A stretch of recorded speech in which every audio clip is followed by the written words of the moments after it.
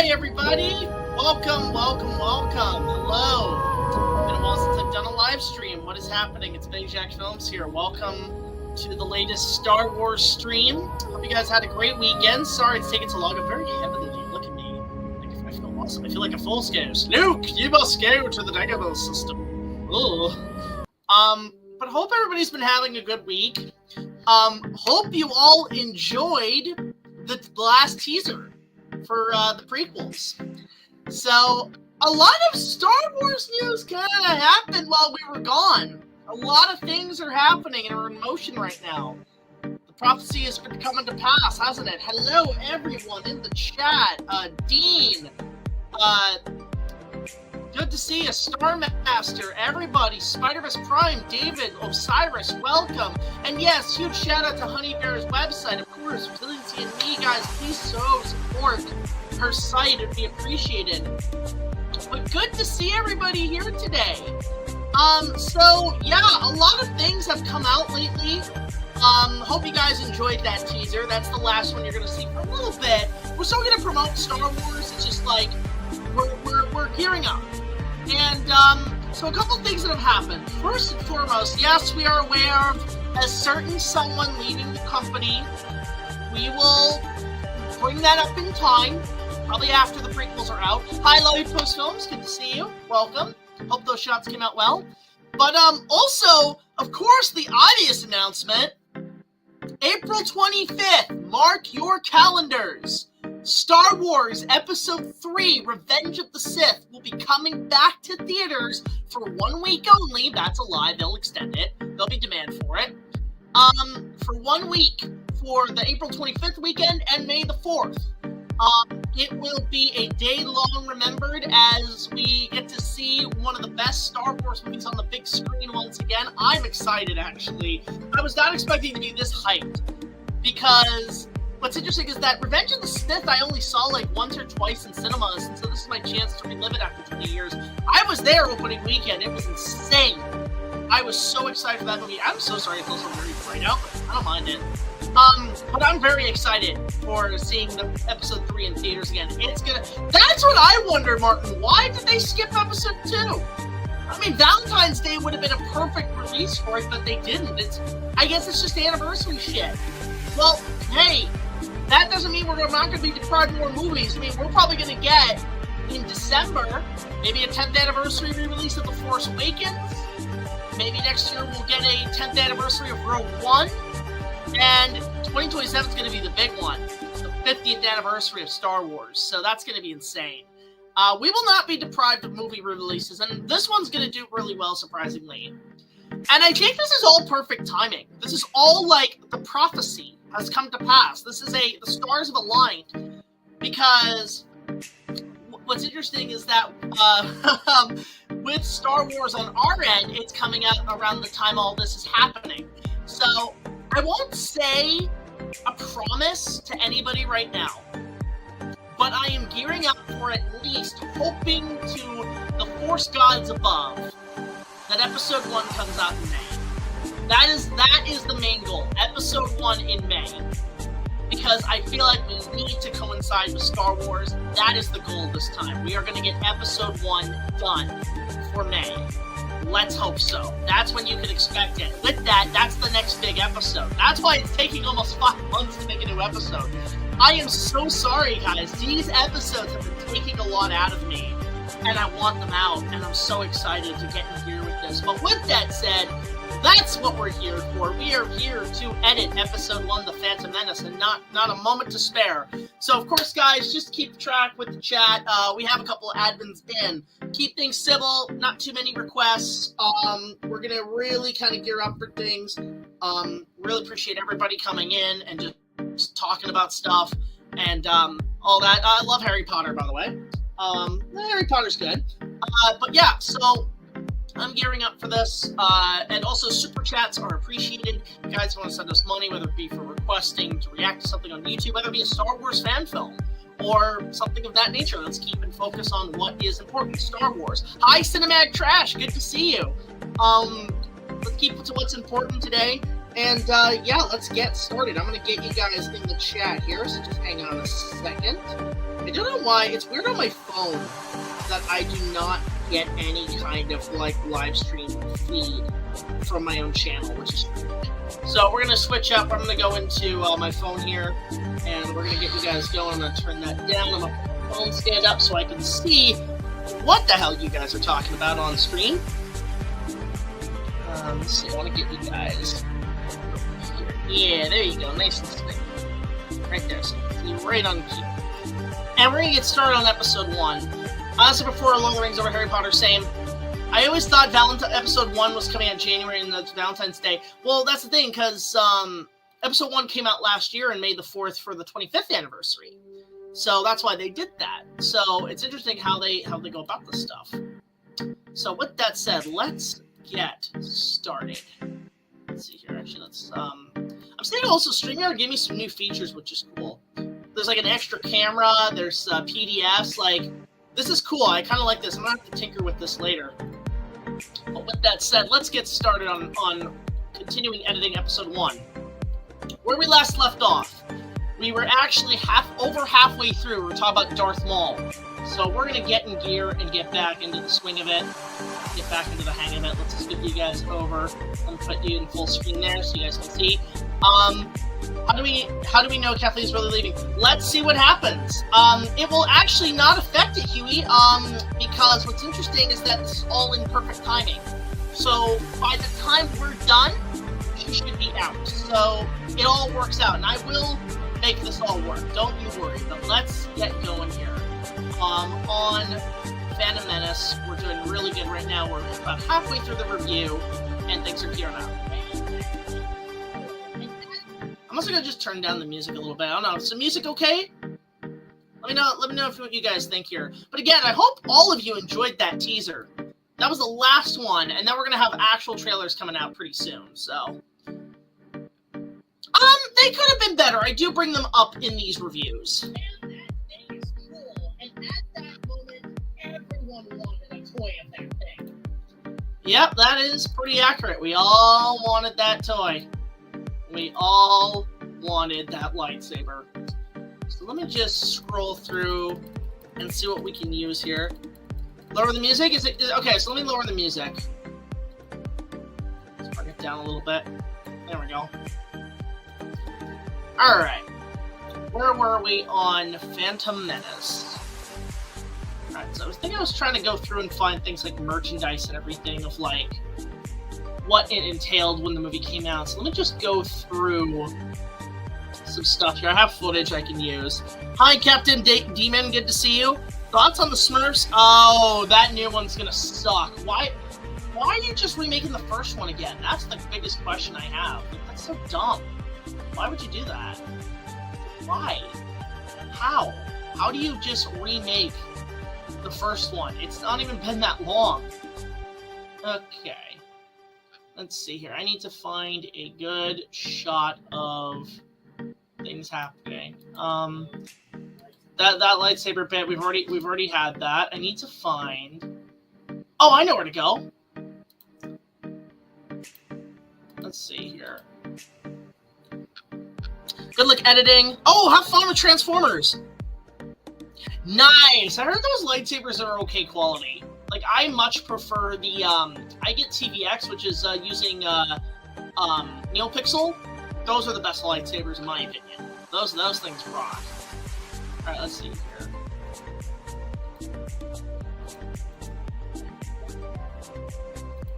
Yeah, because, like, I've already been using up things like, you can see, like, I had that toy growing up, too, when I was a kid, but I'm just trying to find anything with, like, the double-ended lightsaber in terms of media hype. I have that one, too. Like, I love the Kenner lightsabers. Those things are great. A lot of people were really excited for episode 1. Like, you can see, like, I have all this media coverage from it. So, Hazbin Hotel and Star Wars. I've never watched it, so I can't make that comparison. Yeah, I just don't care about the Smurfs movie. I don't get it. This isn't Smurf Wars. This is Star Wars. Smurf Wars, Episode 1, The Gargamel Menace. That's funny. Those puppet Yodas now go for a fortune too, eh? Because everybody's it's all about because like all the memes have been made with this puppet now. You know, like it's kind of funny how that's been the case. All right, so it's not anywhere I can use there. Yeah, I agree with that. They should really bring it back, give it back to them. Let's see here. Yeah, those just I have a lot of these toys too, which is cool. I kept a lot of them. They're just the old Kenner Star Wars toys were the best. Best shit. Alright. Again, I'm just trying to find what I can use for episode 1.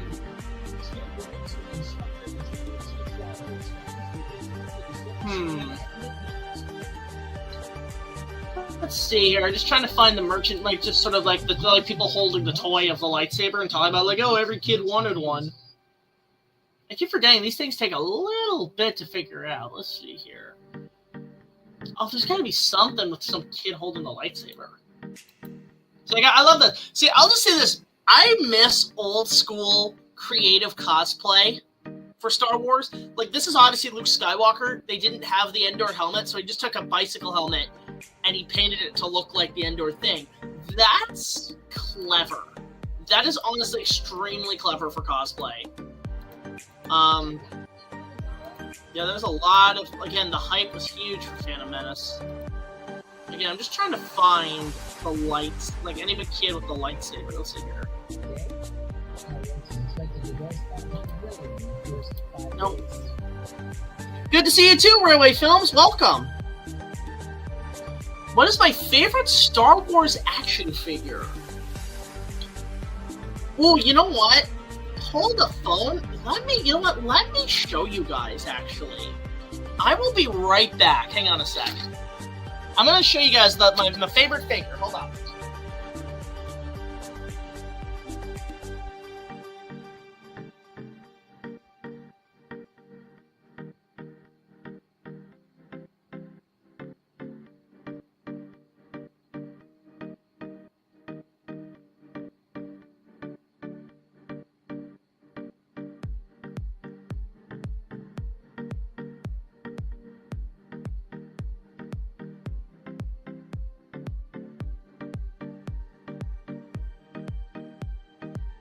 Okay, here I am.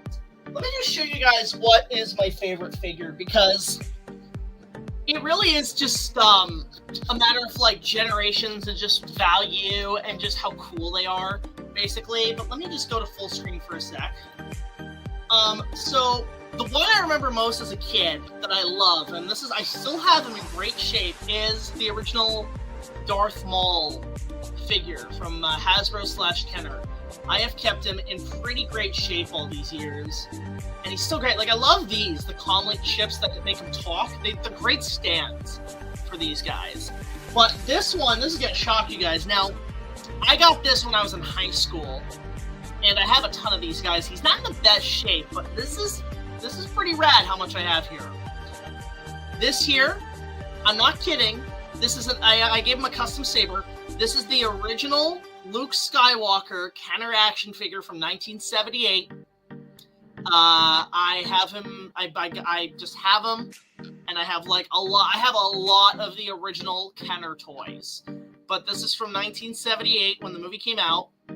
The story goes. Here's the story. So I was in high school, and my science teacher came up to me one day and said, "Hey, you like Star Wars?" And I'm like, "Yeah." And he says, "Well, my kids have all these Star Wars toys that they've grown out of. I don't need them anymore. Do you want them?" So I said, "Yeah, sure." He says, "Okay, I'll come in tomorrow. I'll bring in those 2 blue bins, and you can sort through them and see what you want." He comes in with 2 blue bins full of original Kenner action figures and play sets. Like Endor Village, Millennium Falcon, the X-Wing fighter, Yoda's hut, all that in these original Kenner playsets. And I said nothing, and I took them all, and so I have them proudly displayed on these custom stands by, who made these? ProTech. I bought these online, but they're perfect for the counter. So I have a lot of these figures. In fact, there's one other figure that I have that I do want to show.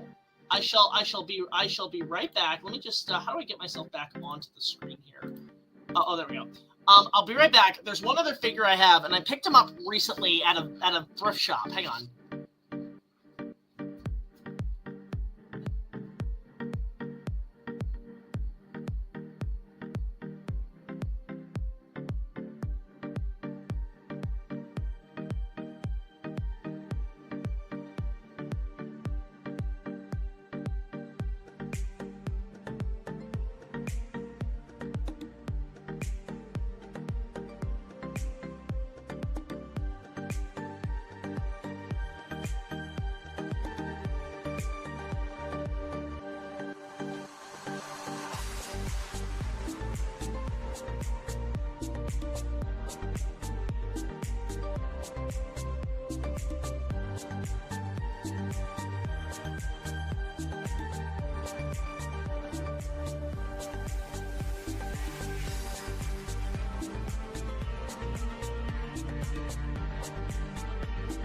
Okay, I'm back.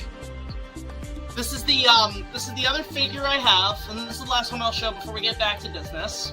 But I found him at a Value Village in pretty much pristine condition in a bag.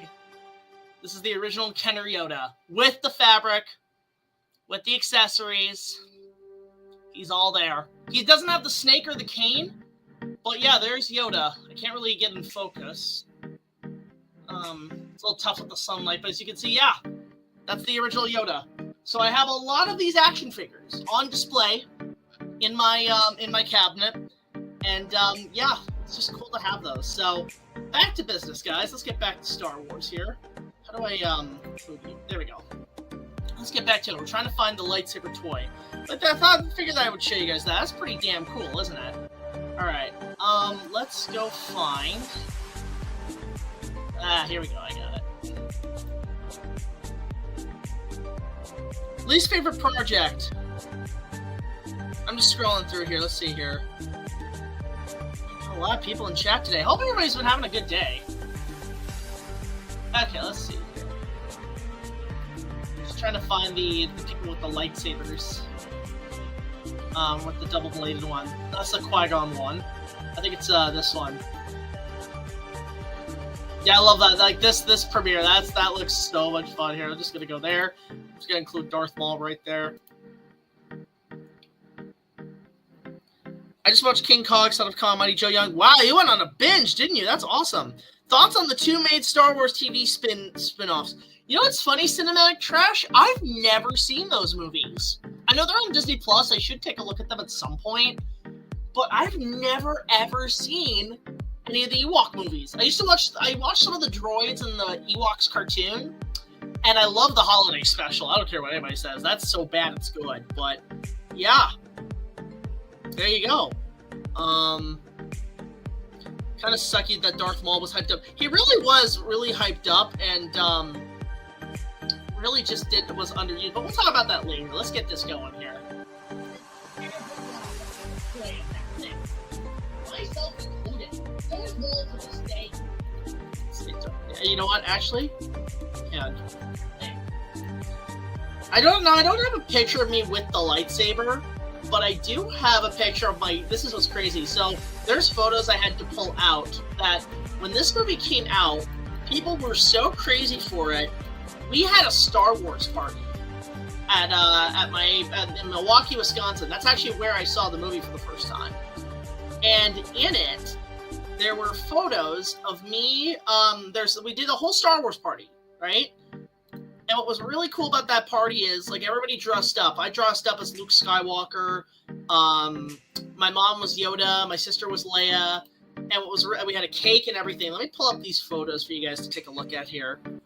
But my dad was Darth Maul. In a crappy paint, he looks like Leatherface meets Angry Grandpa with these telescopic, crappy-looking colored sabers. And there I am with Luke Skywalker. But yeah, that's the closest we could get to have a Darth Maul toy back then. Before the movie came out, that was our closest bet. And my dad just cosplayed Darth Maul with this terrible mask. So that was little old me as Luke Skywalker. Little old me as Luke Skywalker right there. So I'm gonna include that in the cut. Now, did I already include this before? No, I did not. So that's good. So I'm gonna keep that in the cut. But yeah, so there was that. There's little old me. Hello, how are you? Yeah, it's just that was just the coolest shit to have growing up. Which watch is that? Railway Films. I made your King Kong remake. I watched your King. Oh, thank you so much, Railway Films. Always a pleasure to have people watch my old content. I gotta go back and rewatch it. I haven't seen the film in like a while. Okay.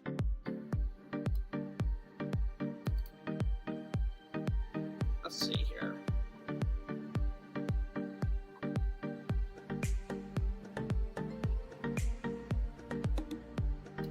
There we go. I'm gonna keep that there.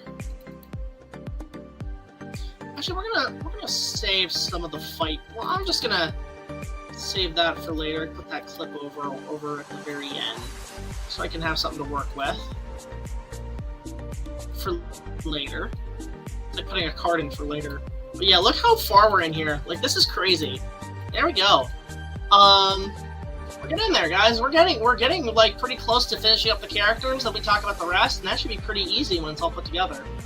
The character bits are mostly the most difficult thing to put together with any of this.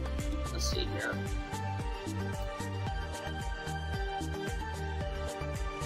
There we go. It's a very fun stream. Thank you! Yeah, he kind of looks like Michael Myers in the Rob Zombie Halloween remake. One of the most interesting villains in the Star Wars universe. And everyone still wants him to have his own movie, which... Yeah, that's another thing. I really want a Darth Maul movie. You know what? Let me just go and find a fan poster that we can use to illustrate this. So Google. Darth Maul movie. Well, I know there's the fan film, which I do bring up, and I want to find, like, to see if anybody's done, like, a fan poster for a potential Darth Maul spin-off movie. Because I am very curious if anybody's done, like, the fan poster. Darth Maul spin-off. I'm surprised nobody's done that. Yeah, here, the Crimson Dawn, the Crimson Dawn Darth Maul. You know what? I'm gonna keep that. That's pretty good. I'm gonna find a good fan poster here. Yeah, everybody wants a Crimson Dawn movie, which is basically the Darth Maul movie, and I'd be down for that actually. Crimson Dawn film. Only be down for a Darth Maul movie. I just want to find the right picture here we can use that has good quality to it. So let me just see here. See, Crimson Dawn movie. Crimson Dawn. I need to find the poster, like a poster that actually looks legitimately good. Let's see. Check here. There's a poster here. I can use that maybe. It's a WEP. I can't use that shit. Let's try this one. That'll do. Yeah, that'll do. Let's go to episode 1. We'll put that in there. Let's see. Speaking of your past content, just want to let you know I had the worst take on your review of Sarah Coast and Curls Burgers, one of my favorite movies. Damn shame. I mean, I tried, man. I tried. Trash. It was hard to sit through. I'm not gonna lie. Maybe I wasn't drunk or high enough. Speaking of drinking, I need to get my sponsorship. Much like Nick Jackson, which hope he's doing well. Okay, let's find this Darth Maul picture. Where's that Crimson Dawn? Should be under numbers. Let's see here. Here we go. There we go.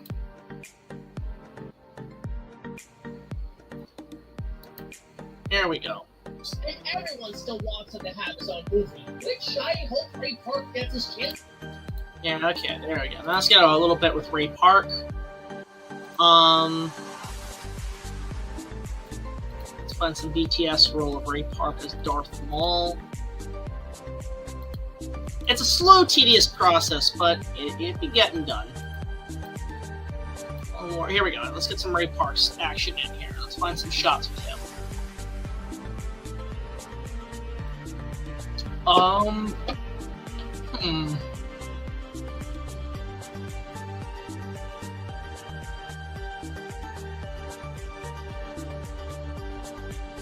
where? Okay, it's not there. There's not much footage there. Let's go to not episode 2, not Return of the Jedi. Here we go. Let's go here. Let's find something here. I do know about Content of Evil. Actually, I do know about that fan film. That fan film is fantastic. I am aware about Muppet Vision. Yeah. Yeah, I know about him. Ray Park has quite the history in film and everything. Like, he's a fantastic actor. Here we go. Actually, I want to use a different one. Let's use this guy. I like this shot. Actually, no, I want to keep that for in reviews here.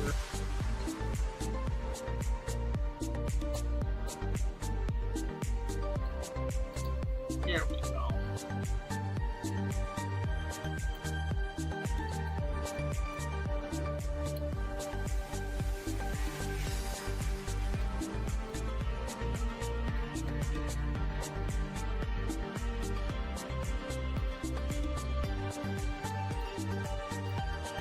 Here we go.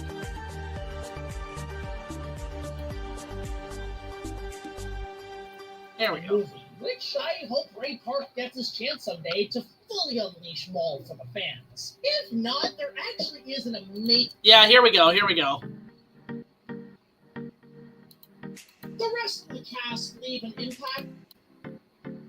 Yeah, there we go. Let's get here.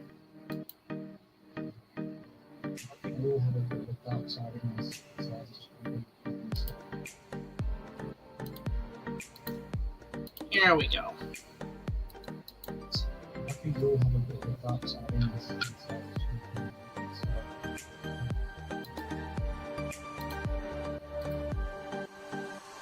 There we go. So I'm gonna go here. I have to go find the fan film, the Darth Maul fan film, which I do have handy. I was frozen today, Monty! Really? Huh. Forgot about that. I know Ray Park would be great at playing like something in Dragon Ball. That's where I want to see him shine. Because I think he would be absolutely phenomenal in a Dragon Ball movie. Too bad he wasn't in Evolution. Actually, fun fact, I didn't know about this when I did my review. I think I brought this up before. But when the Star Wars prequels were coming out, this was at the same time 20th Century Fox got the rights to do a Dragon Ball movie, hence eventually Dragon Ball Evolution. But what's interesting is that apparently the first person they went to write and direct the Dragon Ball movie was George Lucas, believe it or not, of all people. And they offered it to him because they really liked what he did with the prequels and making the money and the visual technology that he had at his disposal. They thought, oh, he would be great for a Dragon Ball movie. And obviously George Lucas said no. He did say no to that, but he was considered as a director. It was him and there was one other person considered. I can't remember, but George Lucas was one of the first people to do it, to be considered. And I mean, granted, I think that'd be kind of cool if he did that. I mean, he can't do it now, but like back then, oh my god. That would have been phenomenal if he did a Dragon Ball movie. So there you go. That's kind of cool, actually. Yeah. So yeah, I'm just waiting for something to render, guys. So let's just answer a few questions here. While we're at it. All right. Good to see you, Overweight Films. Welcome. Thanks for coming in. And also, don't forget, guys, super chats are always helpful. Really appreciate it. Helps keep the channel growing. Keeps revenue up, keeps the roof over our heads. And yeah, if you want us to react to something, let us know. Let's see here.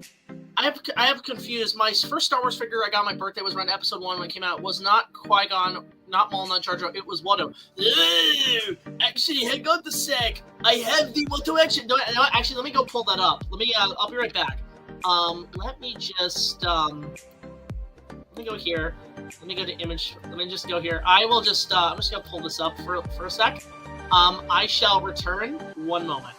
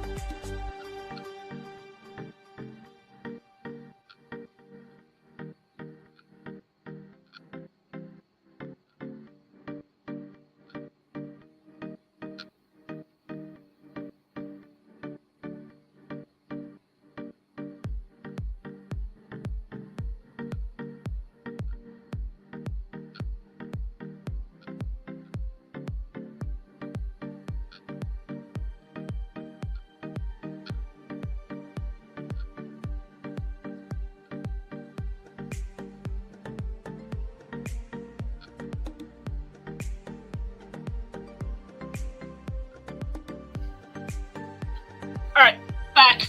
One moment. Here we go.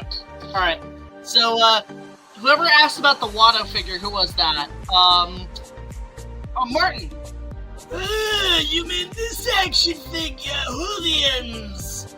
Yes, I have the Watto figure as well, so there you go. Just thought I'd show that off, for you, in case you were wondering.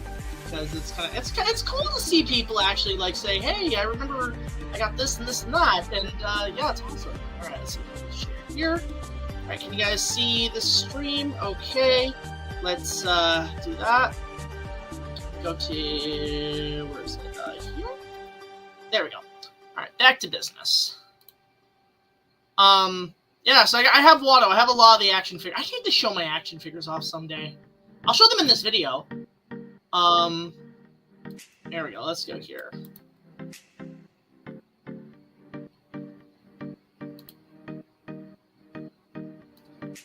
What I'm gonna do is show in this bit just a, some of the stuff from this Darth Maul fan film, which I really like. Yeah, that Darth Maul fan film fucking slaps. This shit's amazing.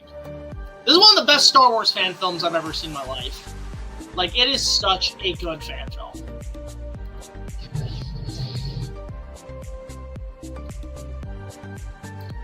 I'll find a couple shots here that I really like from this thing.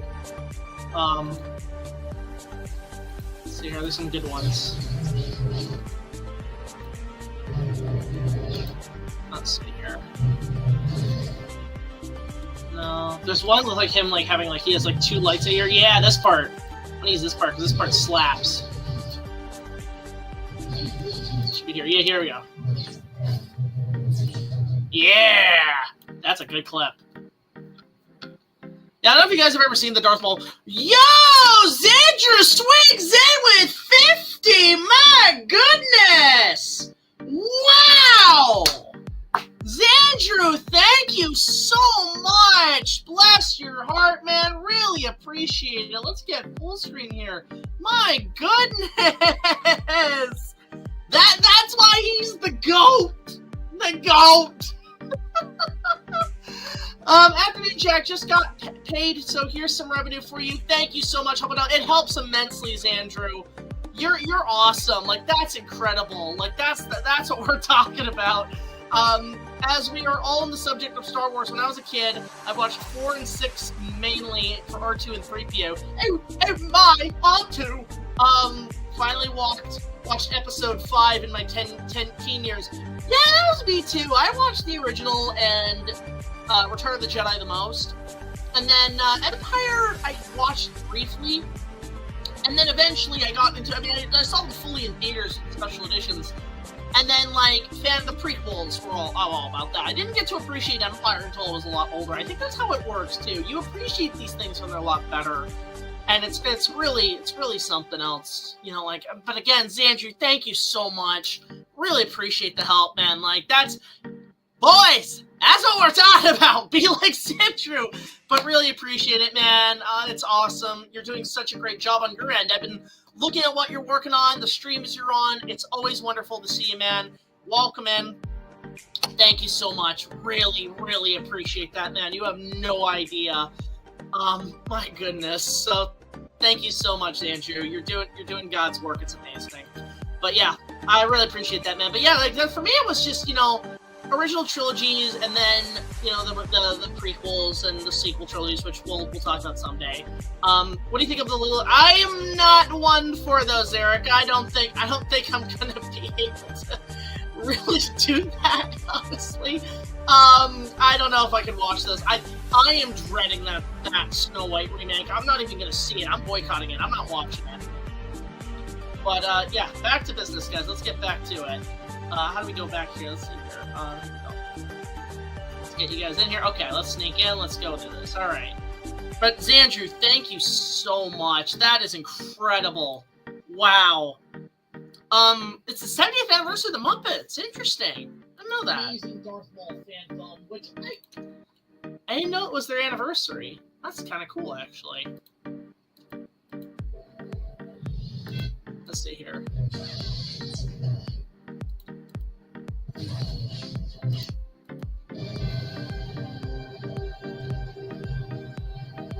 Let's see here.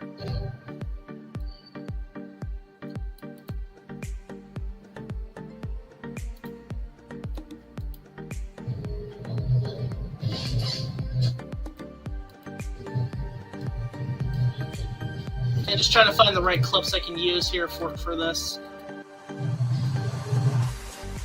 Yeah, okay, that's a good clip. I don't know if you guys have ever seen Darth Maul Apprentice, but it is phenomenal. I plan to go all 3 days, Toon King, but I'm most likely going to be working a lot around the clock on either Star Wars, Power Rangers, I got a Power Rangers thing coming up, and along with cosplaying with my girl, so yeah. Yeah, honestly, I would recommend the Darth Maul fan film. It's actually, it's absolutely incredible. It's an incredible piece of work. Absolutely love it. There actually is an amazing Darth Maul fan film, which I consider canon, that all of you should check out. Alright, moving on. The cast leave an impact, but not as much as the rest. Yeah, honestly, Xandrew, I really appreciate that super chat, guys. And anybody who sends super chat is amazing. All of you just contribute so much to the channel. It's honestly incredible. So bless every one of you who has been sending us that. Let's see here. That's on Disney VHS series. I used to get those. I don't have them anymore, but I used to collect a lot of those growing up. So, yeah. I'm just trying to think of some characters I missed out on. Let's go here. Let's just check here what I can use here. I'm going to use that clip of that guy. It was... Did I already use that? Okay, I already used that clip. That's some other characters to use here. Let's try this guy. Do you think he shall expect an attack? I don't know. I know what? I love VHS. I love the fact I can sell copies of my movies on VHS. They look better on that format, actually. The rest of the cast... They look a lot better on that. Let's see here.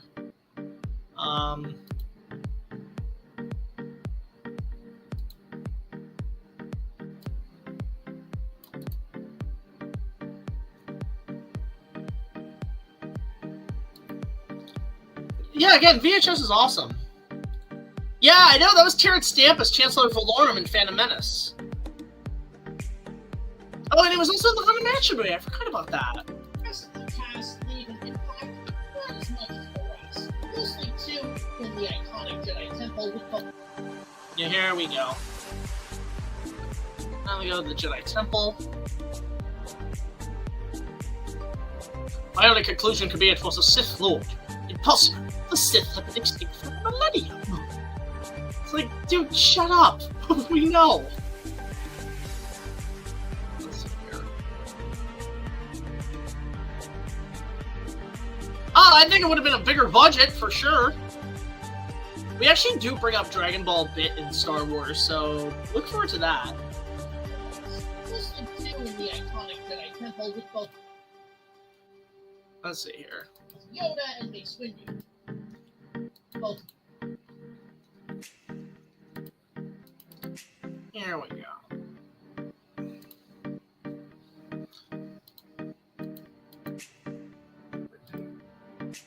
Yes, I am using the theatrical cut of Phantom Menace because I prefer it over the special edition because it is much better effects. Jedi Temple with both Yoda and Mace Windu, played by Frank Oz.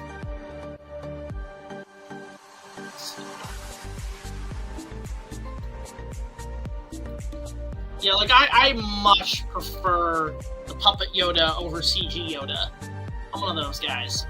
I also gotta get the action figure of Puppet Yoda from episode 1. Hi, Shark King, good to see ya. Favorite Muppet is always gonna be Kermit or Gonzo and Rizzo, between those three.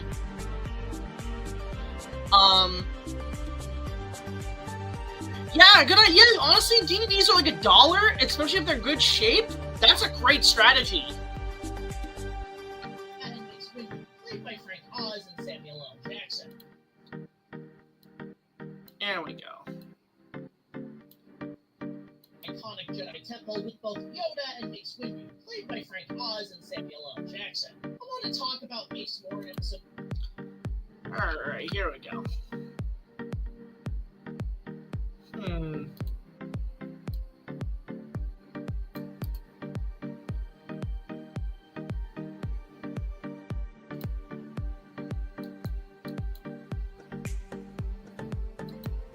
want to talk about Mace more in episode 2, but I will say it's always cool to see Sam.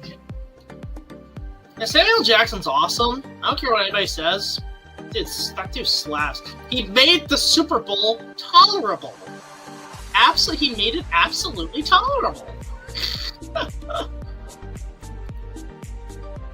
Hey, Dean, wow. Oh, you finished Transformers. Good movie, honestly. That first one still holds up. We're getting there, guys. I will say it's always cool to see Sam Jackson. And Star Wars was a surprise to be sure, but welcome.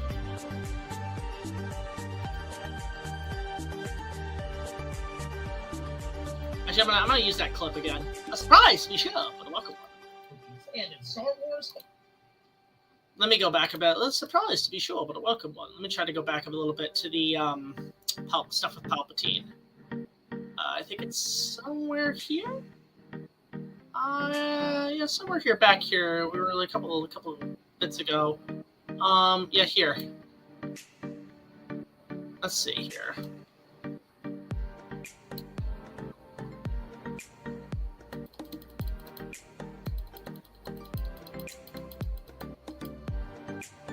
I don't know why. I just love using meme clips. Recently announced that Dwayne "The Rock" Johnson will be leading the new Martin Scorsese Hawaii-based movie. Wow! Alright! Give him a much more method acting performance, okay? Call me interested. Call me curious. Alright, I never thought The Rock was a bad actor. I never thought he was, like, terrible. I think that's gonna be kind of cool for his career. Let's go for it. The first film's still good. Yeah, it's still a great movie.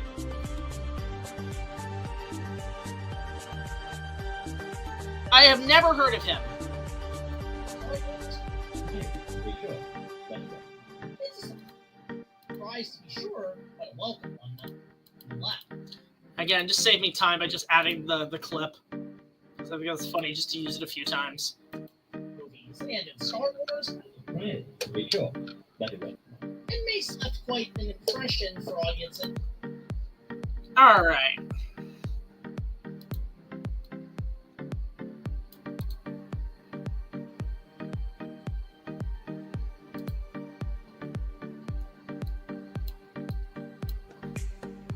There we go. It makes left quite an impression for audiences back in the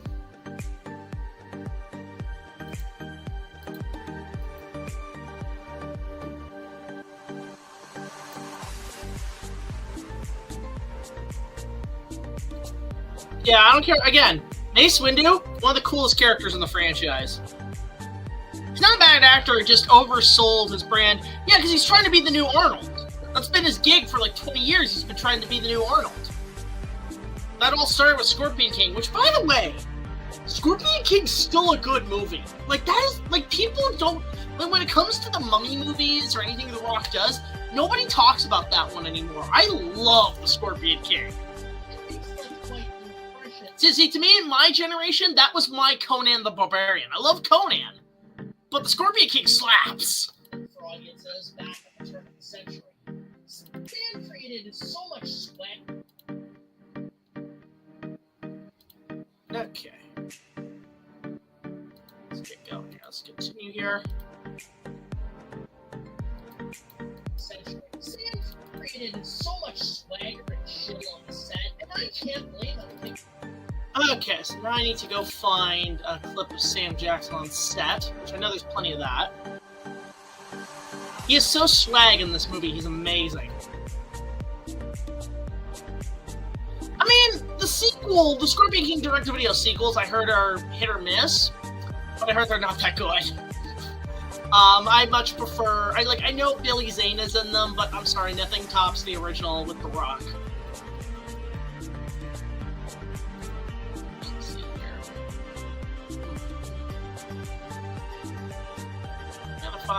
It's not in the beginning documentary. Can I just say the beginning documentary on the making of episode 1? It's one of the best filmmaking documentaries of all time. I love that. Like, that documentary is phenomenal. And it's free on YouTube. It's like literally you got over a couple million views. That is worth watching. Let's see here.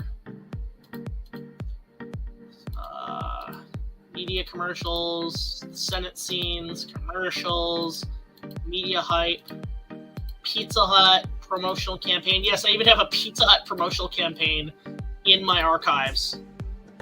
That's the trailer? Okay, so I need to find the stuff here.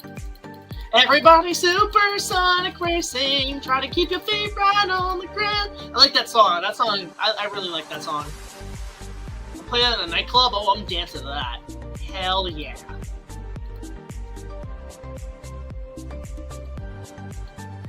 Okay, I'm shocked I don't have the documentary clip in hand here. I have the Clone Wars, I have the beginning. Clone Wars, which I have. Episode 2. Return of the Jedi. Oh, here we go. Alright, I need to find a clip of Mace Windu here. Sam Jackson on set. I know he's here somewhere. Now skim through some stuff. Oh, here we go. Here we go. Here we go. Here we go.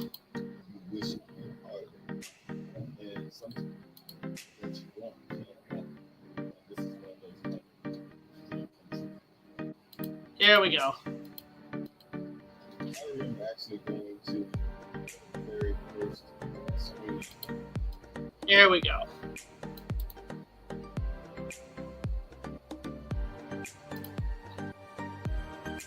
Sam created so much swagger and shit on the set, and I can't blame him because he was always a fan of this. Here we go.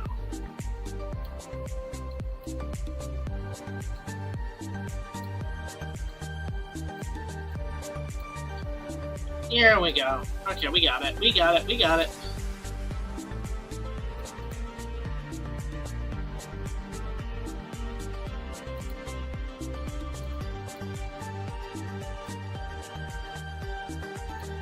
There we go.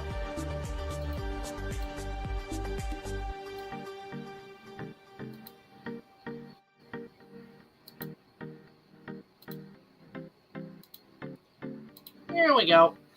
We're getting there, guys. Yeah, it's so fun. Really? Oh yeah, I forgot about Gary DeLucy. He was a great trailer narrator. When did you first start filming the prequel videos? That's a really good question, great man. We started filming in 2019, a year after the original trilogy wrapped.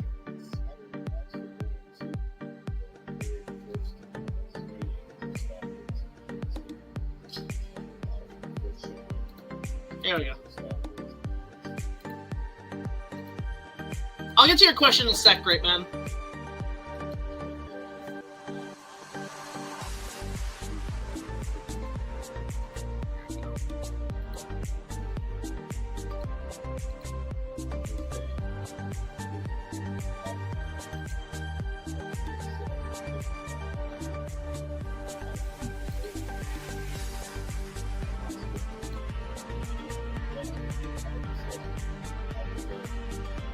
There we go.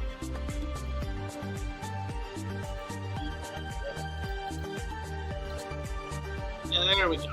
There we go. I'll get to your question in a sec. So I have to do this quick little bit. All of a sudden, I was there with Yoda, and the enormity of the city was everything I thought about Star Wars experience. There we go. Just get here. Almost done this segment. I'll get to your question in a sec because I want to show you some visuals.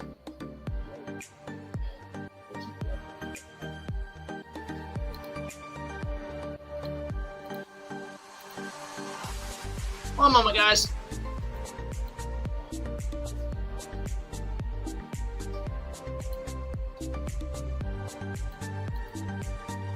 There we go. Okay. Almost done. I'll get to you in a sec, man. There we go. I'm just gonna switch around some clips here so I don't repeat the same clips, you know? There we go.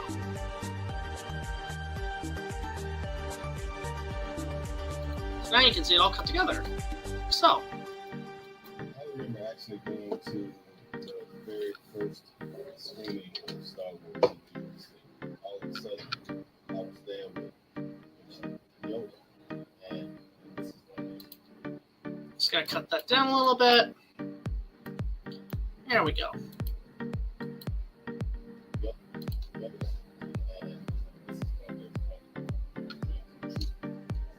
As for Master Yoda, what?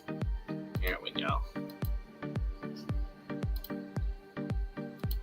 Now we're getting to Yoda. Alright, so in answer to your question, great man, when did we start filming? Well, let me show you with a visual. I think would be a good place to start. So let me just go pull up something I can show on stream to show when we started filming.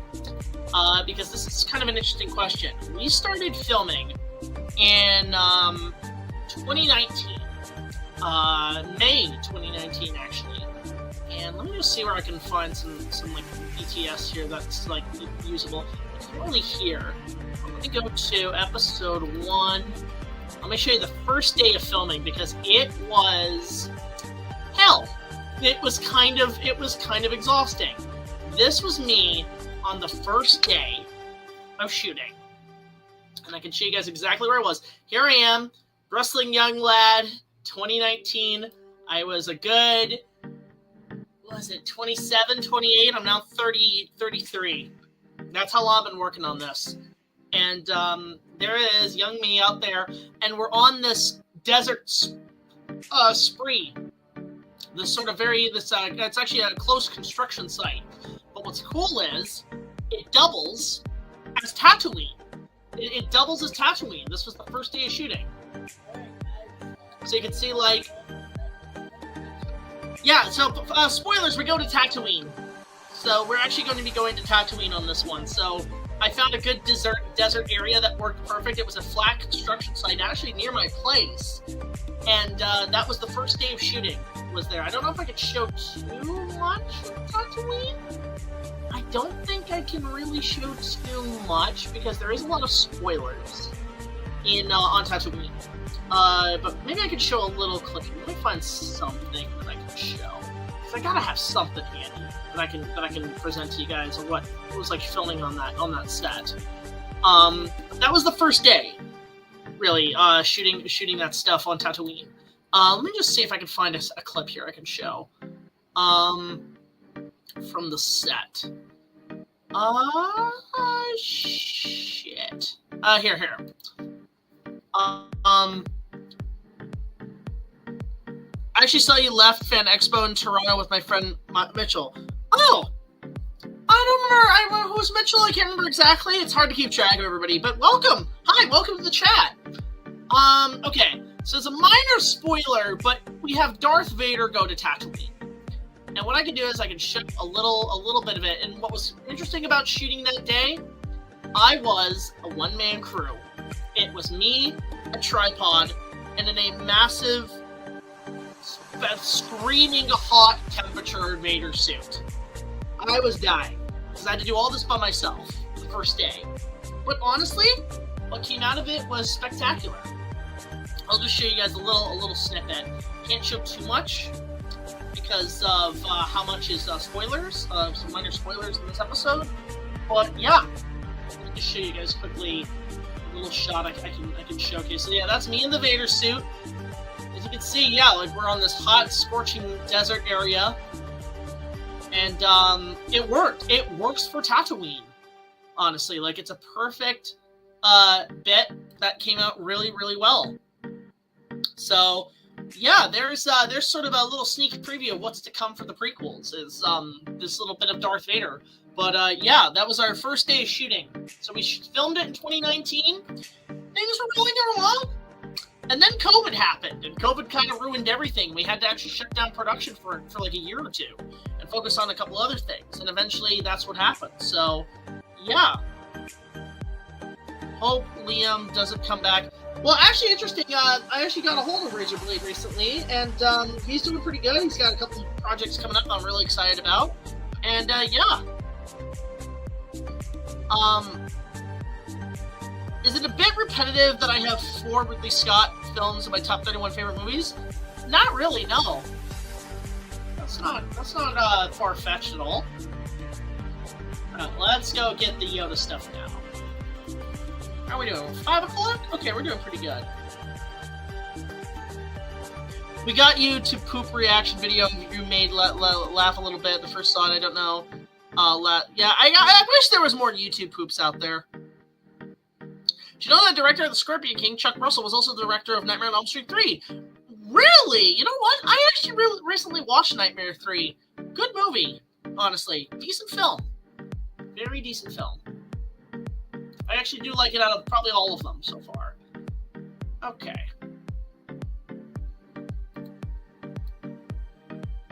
Let's get that Yoda in there. Who's worse, Michael Bay or Roland Emmerich? I'm gonna say, ooh, that's tough. Roland Emmerich just does not make good movies.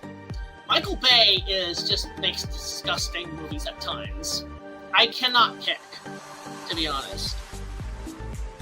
Oh, follow Nottingham. I mean, super chats. There's a big super chat for that because that's a big video. I have seen that. Honestly, here's the thing. That is probably hands down top tier, the best YouTube poop ever made. That was so good that I'm thinking the Academy could technically nominate it for Best Animated Short, and it would probably win. It is a solid piece. Hang on, I just got something stuck in my here. Okay, well, I don't worry about it right now. But yeah, that was like top peak YouTube poop. Honestly, that was so good. Once again, it's nice to see him in a few younger years of his life, especially in still being a pup. Okay. I gotta find a longer clip with Yoda.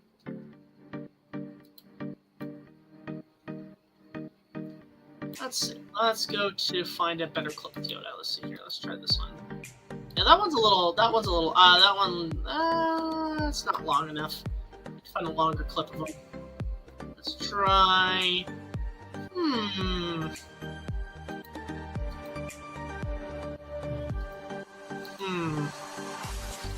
like this. Oh, that clip's pretty good.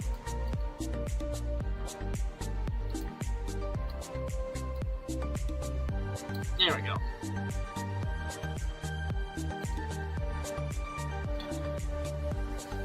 And add you to the poop about the stuff about Jordan. Yeah, there's been like 2 YouTube poops made, honestly. I'd rather review Toy Story. As for Master Yoda, All Those Good Heaven 1 is a classic. I really think 2 is underrated, and the series is okay. and it's nice to see him in a few younger years of his life. Alright, let me find a clip of Frank Oz operating the puppet. Let's see here.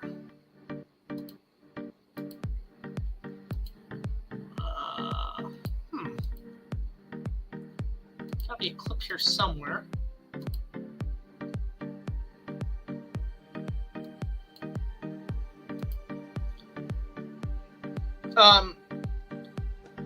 The RR returned. That's funny. I have heard there's a new figure or something coming out of Peter Jackson's Calling, which is interesting. Alright, here we go. Let's find some Puppet Yoda. Let's find something to use here.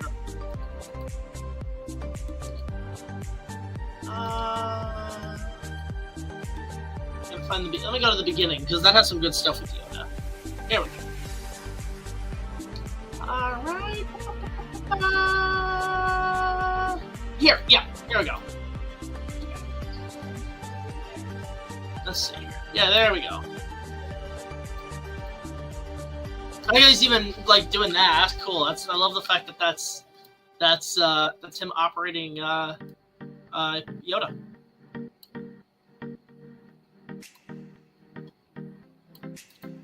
All right.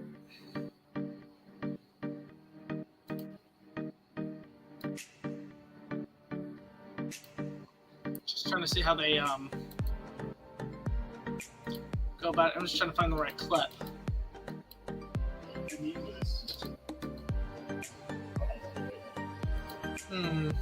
Oh, here we go.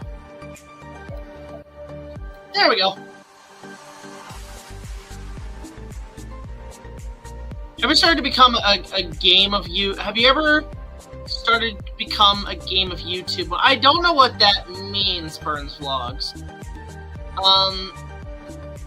That'd be cool if they did. I know. Well, actually, what's interesting, I know Ray Morton, who wrote one of my favorite books, The History of the Movie Icon from Faye Ray to Peter Jackson. He's doing a new version of the book, which I'm really excited for. Especially the still being a puppet, it's not the same one. And once again, There we go.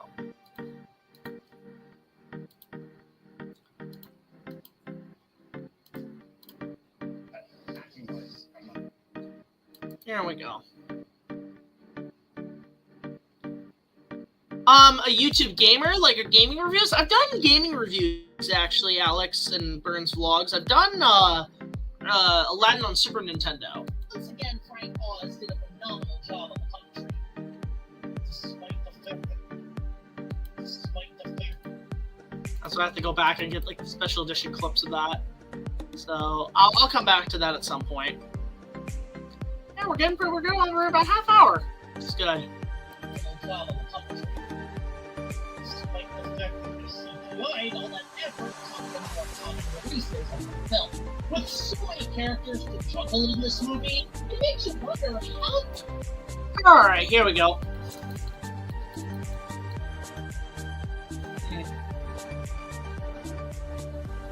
Just trying to go through all this shit. Here we go.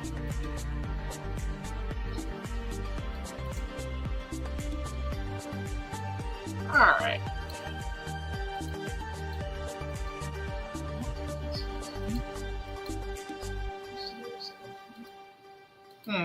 These junk dealers. Damn this. There always two there are. No more, no less. There always two. Okay. Honestly, but no, they're just fixing up the puppet in that clip. Oh, I'm talking about the special editions. Okay. Characters to juggle in this movie, it makes you wonder. Okay.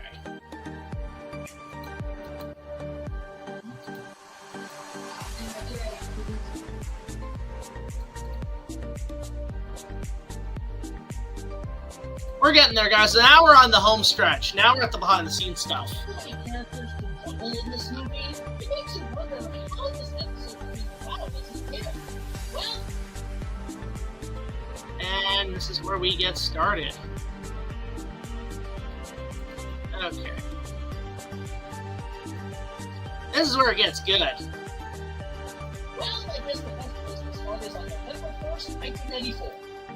Yep, here we go. This is the good stuff. Okay. Now we're at the good stuff. The really good stuff. The juicy details. Those are two good movies, actually, Matthew. Very, very good movies. Okay.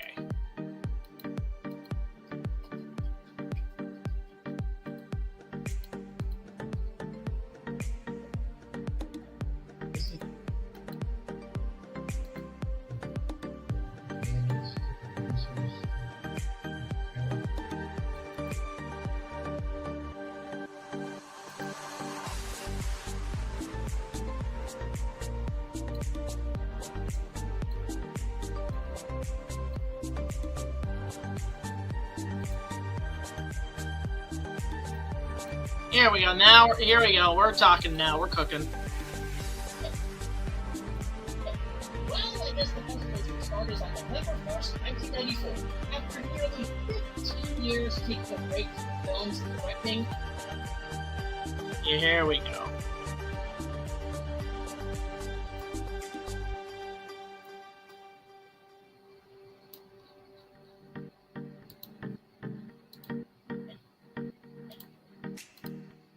well, I guess the best place to start is on November 1st, 1994. Here we go.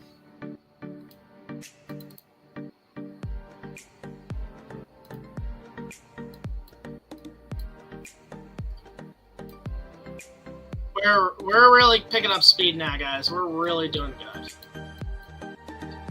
Okay. It makes you wonder how this episode came about as a kid. Well, I guess the best place to start is on November 1st, 1994. After nearly 15 years taking a break from films and directing, George Lucas finally realized to give the fans the next 3 chapters of the Star Wars saga. Yeah, here we go. 1994.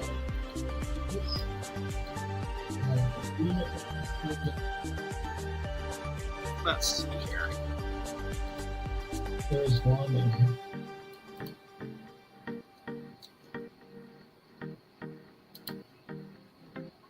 Okay. Directing, George Lucas finally was to give the fans the next.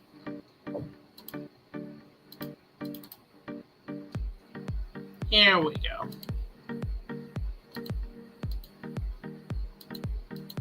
This whole early part.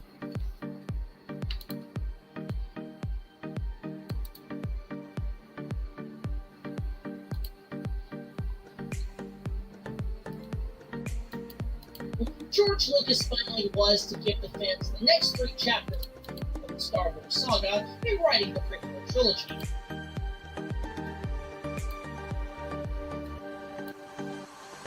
A break from films and directing, George Lucas finally was to give the fans the next 3 chapters of the Star Wars saga in writing the prequel trilogy. What was the main holdup since Return of the Jedi? Was for one, George being a parent and producer on other projects, but mainly waiting for technology to come. Yeah, this is where I had to bring up technology and everything, so I have to find the, I have to find the, what is it, the, I have to go back and get the Empire of Dreams documentary at some point here. So, sorry it took a sec, guys. But Imagine a Lion King. There was a Lion documentary narrated by Nathan Broderick. That'd be kind of cool, actually. I'd see that. Okay, let's go find. I believe I have it here somewhere. Yeah, I have Empire Dreams here. Okay. I'm gonna have to come back to that at some point, but that's gonna take a while to render. Let's see here. With so many characters to juggle in this movie, it makes you wonder how this episode came about as it did. Well, I guess the best place to start is on November 1st, 1994. After nearly 15 years... Yeah, so it's already sounding pretty good. Well, for one, George being a parent and producer on the projects, but mainly waiting for technology to finally catch up on where he can finally achieve his full mission. Yeah, exactly. When you put it all... That time came in 1993 when his special, with the groundbreaking, inspired, and writing the script in his household. And here we go. This is where we get good. This is where we get good. This is where we get good.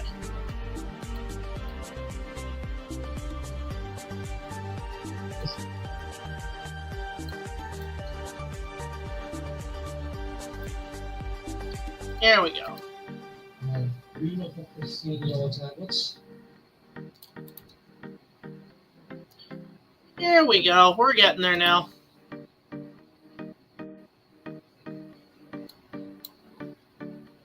His special effects company, IO.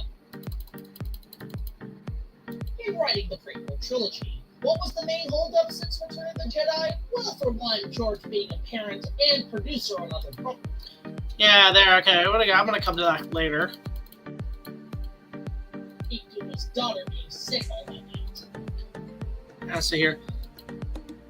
I know you spoke about him before, but kind of lost respect for him after his and when he and his friends, I remember, shadowed this accused RaisorBlade being. What the hell? Wait a minute! Whoa! Hang on! What's going on with Henry Mockingbird? I thought he was cool with us. And Razor Rex, yeah. Like, what is going on with these guys? Seriously. Like, listen. At least with me, I don't take it seriously. I don't give them the attention. I don't give them that drama. But why are they going after everybody? What the hell? That's crazy. Like, what the fuck, guys? Seriously. You know what? People are scared. People are traumatized. People don't know what to do with themselves. And because, you know, certain somebodies and being Darth Sidious right now in real life, everybody's pretty much at war. So it's like, create drama until we win. Great. Ruin people's lives because you're not happy. Sleep to his daughter being sick all that night. His plan stemmed from his old notes. Alright.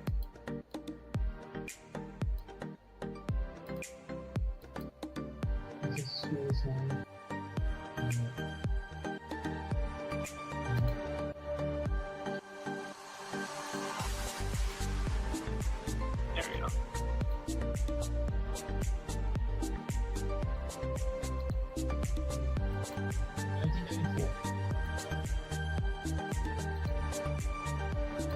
Yeah, that's fucked up.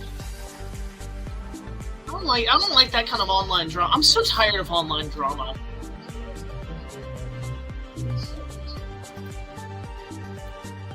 I'm gonna abridge this a little bit and make this easier to digest for people. Let's see here.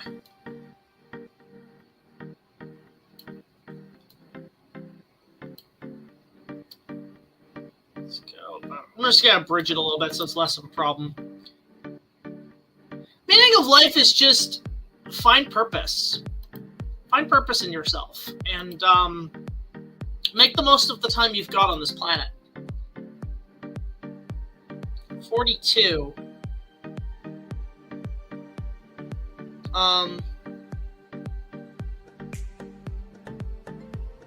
Plans for G-Fest. I am going to be trying to make it this year, for sure. I have to do some pickups on one episode, so I'm definitely going to be coming down for that. So hopefully something happens. I don't know if I'm going to stream anything. Maybe? I don't know.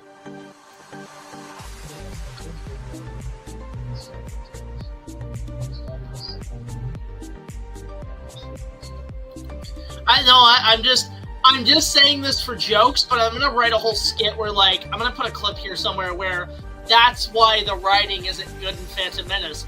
The poor guy didn't get any sleep, so the writing's a little bit on the wall. So, actually, I got the perfect retort to that.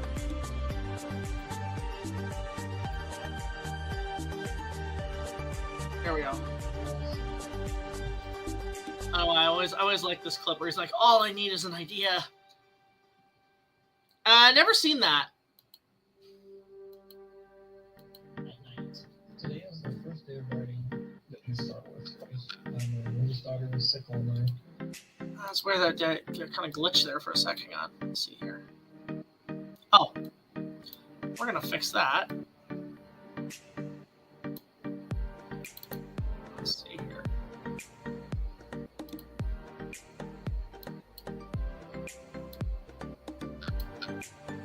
Yeah, the poor guy didn't get any sleep. That's why the script's not good, George. He didn't get any sleep. Oh, damn. Okay, shit. Alright, well, I'm still gonna try to get a screening in for something.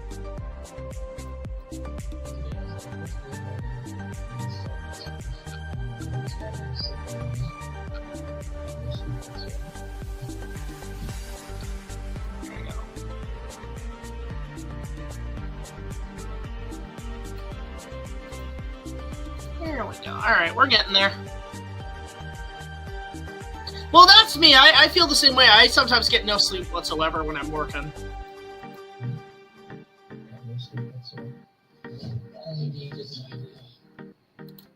It's just like, just falls. That's like my favorite pose of George. Just all I need is an idea. All right.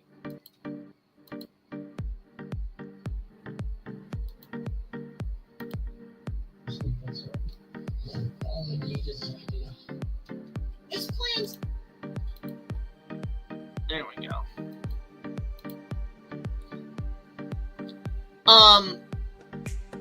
I mean to ask this, but BIGJACK Films is not an answer. Yeah, I keep my name. I keep things pretty personal, Burns. His plans stemmed from his old notes he wrote when explaining the original.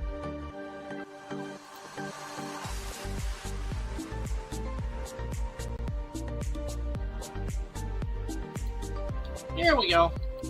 His plans stemmed from his old notes he wrote when explaining the original Star Wars and explaining the backstory of the character.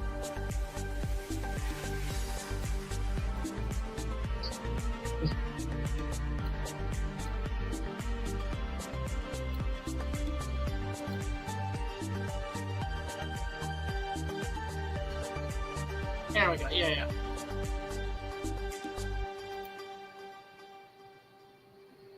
Yeah, actually, what I love too in this clip, he's like, this book here, watch this. This book was put together when I was actually writing. I think I wrote graffiti in this book. Graffiti and all the Star Wars in this book. He wrote America Graffiti and Star Wars all in this book. This is where it all started, people. Right there. That's where it all started. Let's see.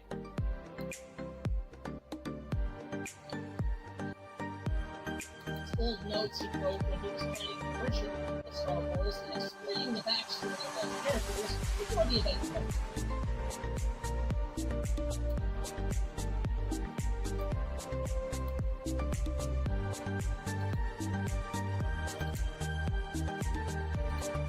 There we go. His plans stemmed from his old notes he wrote when he was playing the original Star Wars and explaining the backstory of the characters before the events of Episode 4. Afterwards, pre-production began with a ton. Alright, now I gotta get a clip from Episode 4, A New Hope. And here we go. I want to get a clip from A New Hope. Let's see here. Already got 3PO clips. Let's find a Darth Vader clip. Here we go.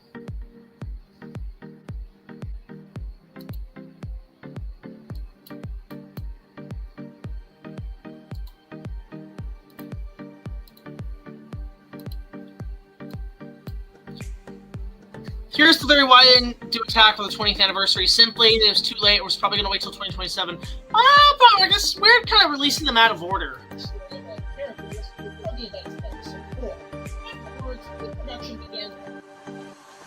find it weird that they went, like, from there to there, you know?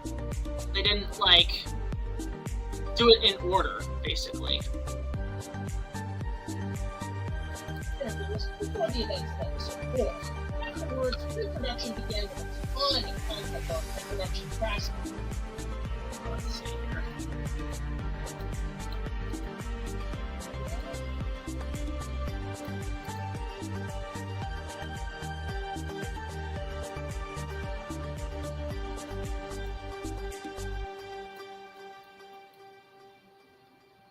Yeah, we're getting there, guys. We're doing pretty good right now. Before the events of episode 4. Afterwards, pre-production began with a ton of concept art and production craftsmen, some of which have been around since the production craftsmen. Let's see. I just gotta find some good concept art here.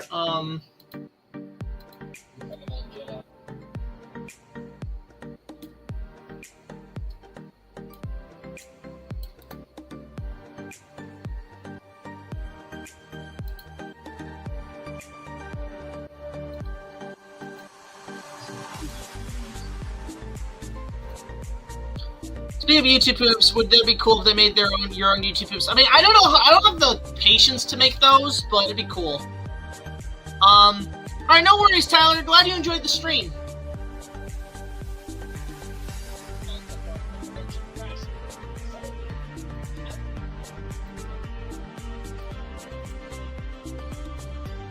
Let's see here.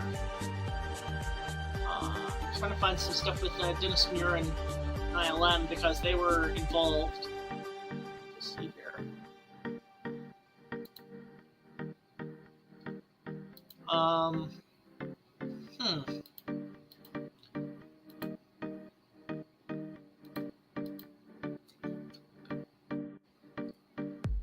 There's one YouTuber I lost all respect. Yeah, just there's some people like I try to look past a lot. Like if they make good content, separate the art from the artist, basically. You know, it's a little tricky in some areas, to be honest. Let's see here.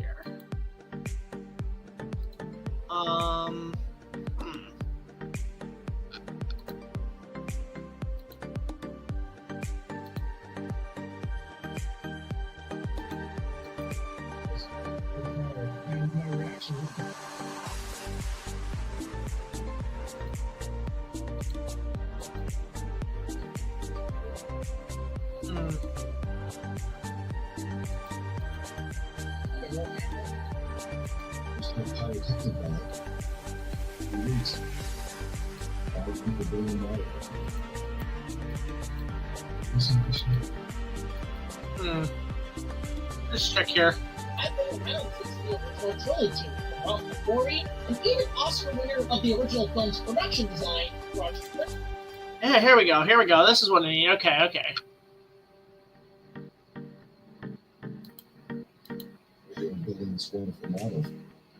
Here we go. Now we're talking. Okay, I'm getting there, guys. One moment. Exposure, but what's taken to get that is images that you see on screen are nothing like what it is actually doing. You know, they're often so pull that up. It's always cool to see Dennis Muir be involved in some of these too, so that's awesome.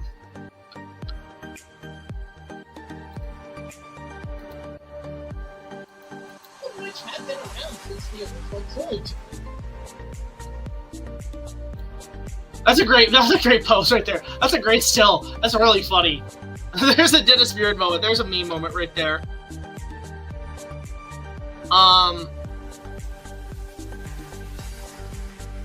Yeah, they take a lot of time out of you.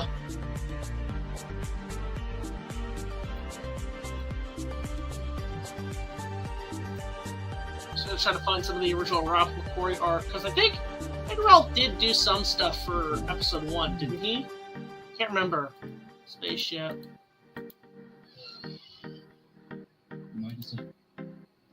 The whole point of this is about Rooks for the story. Let me look up his stuff here. One moment. It is. Doug and James are great. They're really cool to hang out. They're really cool to talk to when it comes to projects. They're really great to collab with. Yeah, you know, I just ask them, and they've seen my stuff, and they say, "Dude, your stuff's really good," and you know, getting that recognition is always fantastic. So, yeah. Ralph McQuarrie, Star Wars concept art. Let me just look up Phantom. Let's see here, Phantom Menace. I think he did some stuff, right? Yeah, he did some stuff. Ralph McQuarrie did do some artwork for episode 1, which is nice. So let me just see here what I can use that would be good. Some good artwork. Yeah, because some of these were done. So there were some Ralph McQuarrie artwork, which is nice. So just put these in here. Oh, okay. You know, I found a really cool picture. I'm gonna put this. I want to show you guys this. I wish I could show in chat. You know, let me try grabbing this. Okay, this is really cool. I didn't know this was happening. This is awesome. Where's that picture? That I just had. That's rad. Okay, one moment. This is cool. Can I show it in chat? Okay, I can't. I know what I'm gonna do. Let me just go to see if I can stick it in the edit here. That I didn't know that photo existed. That's awesome. I don't know how, but hey, good to see you, man. But here, I didn't know this existed. Check this out. Oh, so gonna be okay. I can't import. Okay, let me just save it here. Open with Paint, File, Save, Picture. Let me go to Clips, episode 1. I'm actually like this. This picture makes me smile. Okay, check this out. This is too cool. Check this out. This is our actual photo. Ray Harryhausen came to the set of episode 1. Like, he came to watch the production designers. There's Ray Harryhausen himself, like, looking over the battle droids. I didn't know this was a thing. That's so cool. There you go. Ray Harryhausen watching episode 1. Or, like, doing that. That's so cool. I guess it's because these are sort of a nod to his time with Jason and the Argonauts and shit, which is cool. So, yeah. I love that.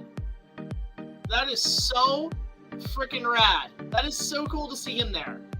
Oh my god, yes. Like, yes. That's awesome. Really, really cool to see Harryhausen there. That's amazing. That's actually cool. I like that. I like things, and that's pretty sick. Alright, let's see here. Let me go back to Phantom Menace. And let's just grab some of this concept art I just picked up from Ralph McQuarrie. And I'll put those in the cut. You said that you were going to try not to do a laugh challenge. Yeah, oh, I failed at those 100%. Those were not fun to do. How are we doing time-wise, guys? How's the stream been just in terms of just time-wise, length-wise? Wow, we're an hour and 31 in. That's insane. Okay, let's see here. Let me go to finding concept art here from, yeah, this one. I like this one. That's a good Ralph McQuarrie piece. There we go. Okay. So I'm just gonna go in and put this here. Ralph McQuarrie, again. So go ahead and just stop.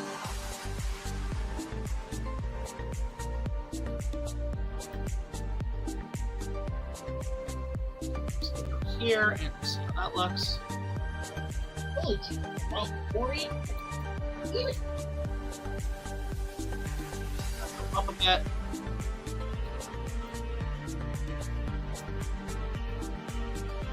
This had been around built since the original trilogy. Well, Corey? And then we're gonna go in and we're gonna go grab a bit from the documentary.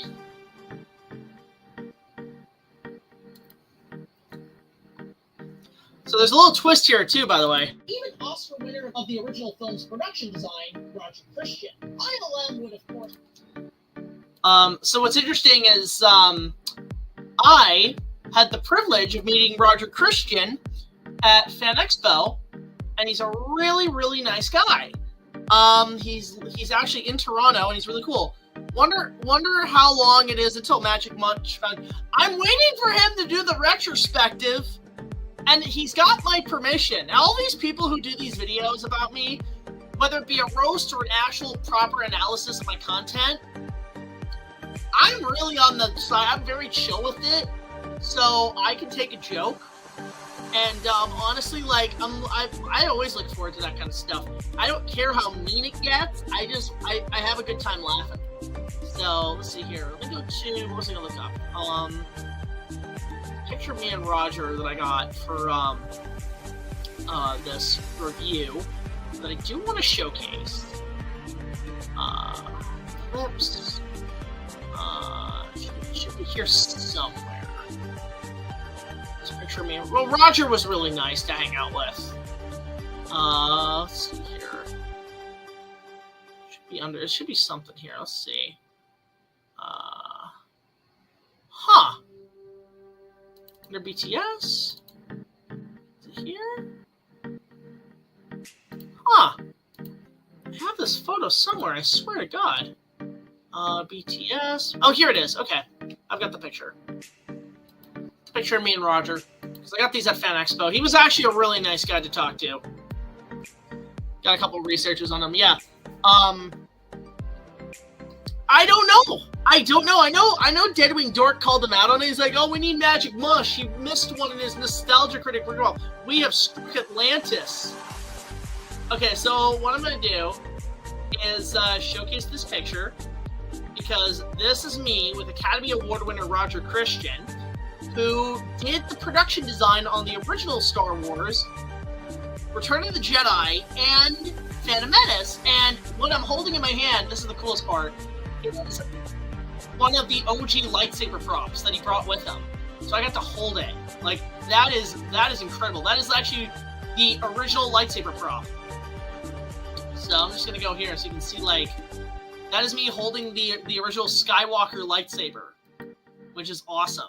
Roger's a really cool dude. He's local to Toronto. I would love to, like, I would love to get him to interview for episode 1, but I doubt he has the time. But how cool would it be to get him on board? Let me just go up here. Let me show you guys the clip here when it's all done.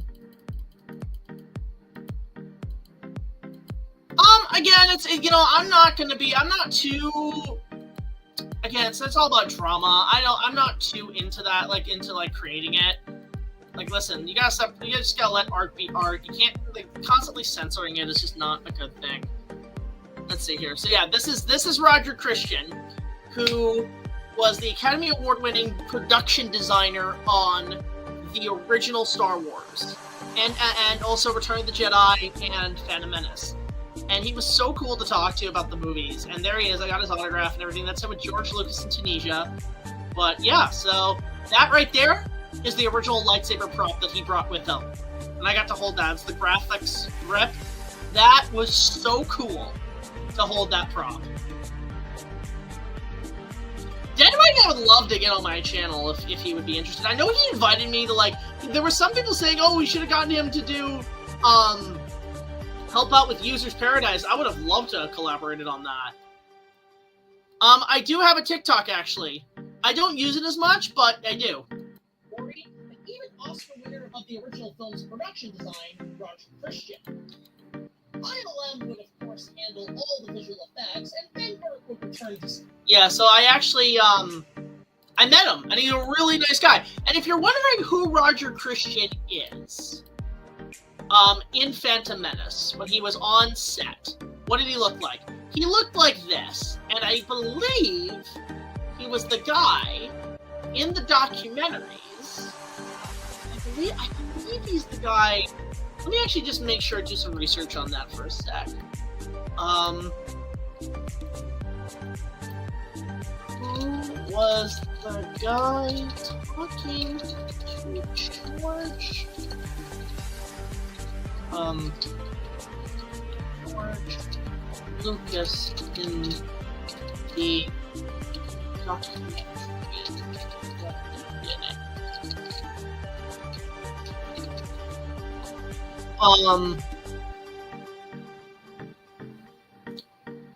I'm just trying to find this here.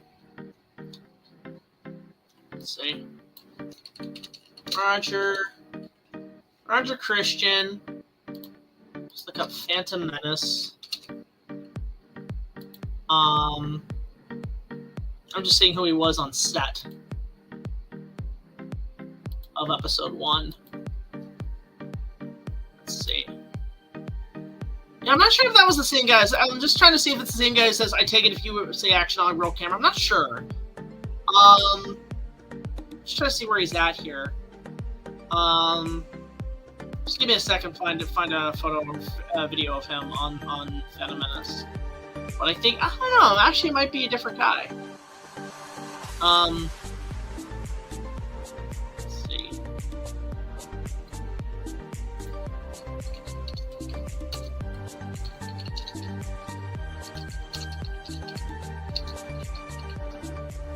Let me just see. No? Let me check the documentaries, actually. That might give us some more insight of who that was. Because I swear that was him going in the documentaries. I swear this was Roger. I'm not 100% sure if it is him, but let me just make sure that it is. You hear this guy. No, that's not Roger. No, that's Chris Newman. I thought that was Roger. I always thought that was Roger in the documentaries. I did not know that. Well, that's the thing. He was also the production designer on Star Wars.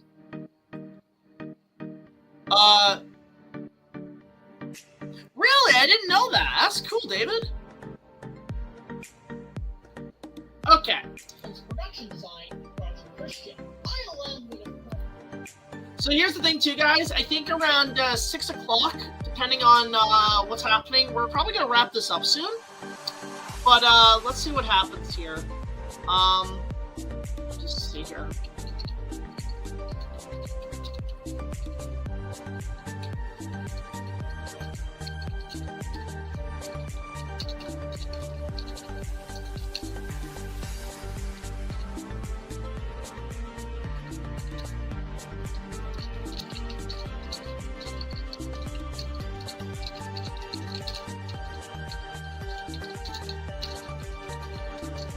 There we go. Okay. Let's see here. Yeah, I keep thinking that's Roger there. Because they're wearing, like, the same outfits. Kind of. Roger, Roger.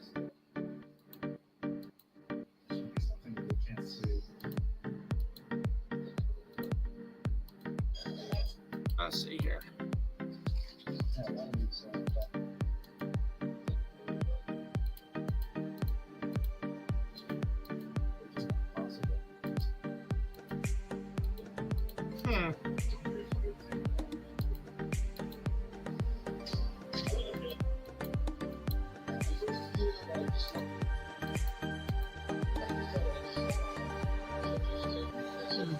Oh, I was going to see, like, I like the early cut stuff, which is cool. Like, seeing, like, all of it, like, unfinished.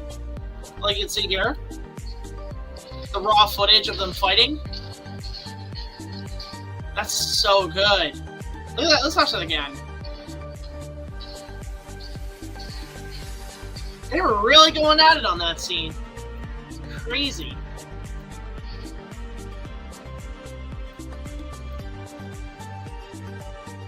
That's crazy. Look at that. That was a blue screen shot right there. Wow. Okay, look at that. That's such a bit, like, this is like how they composite it, like, for like early cuts. You can see, like, oh, the cropping. It wasn't finished yet. That's crazy. So I love how it's Qui-Gon and Ewan, and then it gets to like 2 stunt guys with the spring. That's funny. That's actually really funny. kind of love that. I kind of really love that. That's crazy. I was like, you know what? I have a question for my audiences. I don't know if they would be interested, but down the line, would anybody feel cool with me releasing at some point rough cuts of some of my work? Meaning, like, if I did a series called Rough Cut, where it was like, I'm just thinking that'd be a cool idea, where it was just all early edits of some of my projects, where like basically there would be no special effects shots, there would be none of that. It would just be the raw material, the raw cut of the episodes, or like the movies I worked on. Just to give you guys an example what a rough cut is. Would anybody be interested in that? Bear in mind, if you guys decide, oh, I want to do a fan edit or this and that, I'd be like, you gotta get my permission first, but I don't know. Let me know if that would be something you guys would be interested in. If it is, I'll make it a series.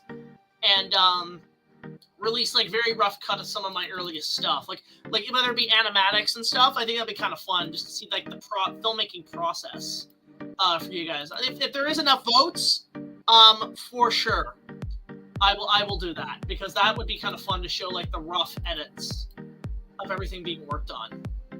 All right, let's go back to ILM.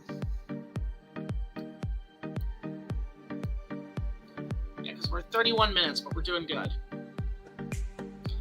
Are there any rough cuts? There are actually out there. There are some rough cuts. There's one I have kind of hidden, but at some point I would love to release those. If you guys are interested, I will show those early cuts. I think it'd be kind of fun. Let's see. Just trying to find the anything with visual effects here that I can showcase.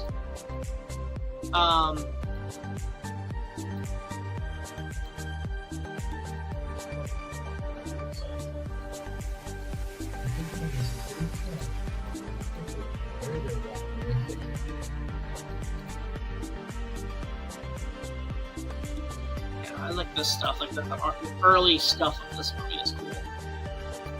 ILM would, of course, handle all the visual effects.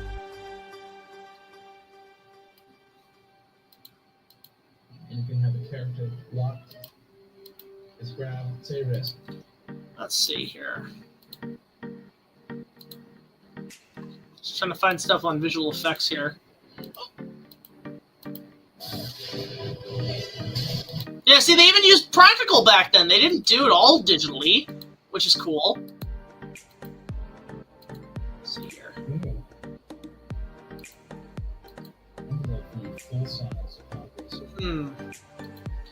Just gotta find some good visual effects pieces here I can use.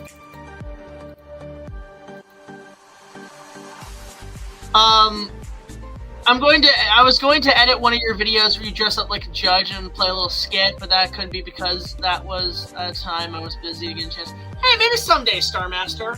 Maybe someday. Oh, I might have to do a posture check soon, guys. I might have to go get like a little bite or something. Let's see here. What I'll do is, after I do this quick little cut, I'll pull up a rough edit of one of my videos. I'll show you guys that. But if there is interest, I will showcase some ideas, you know?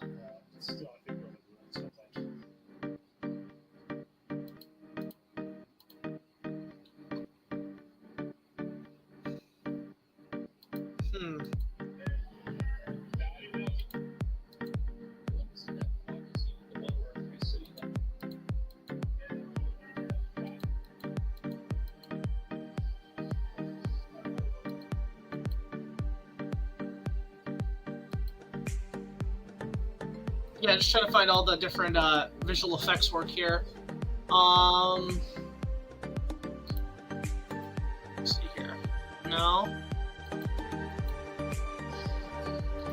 No. Huh. Yeah, I like that.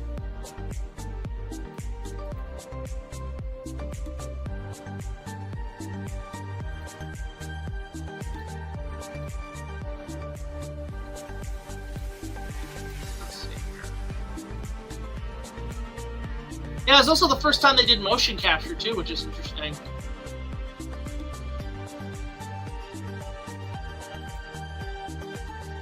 Now we'll get to John Williams at some point. I remember Mythbusters worked on ILM for the Star Wars prequels. Really? That's cool. IndiFan still in the chat? I'm not 100% sure if he is. Alright. Handle all the visual effects and then work. Here we go. Visual effects.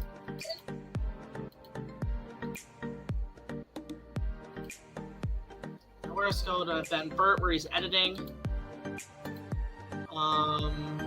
Should be here.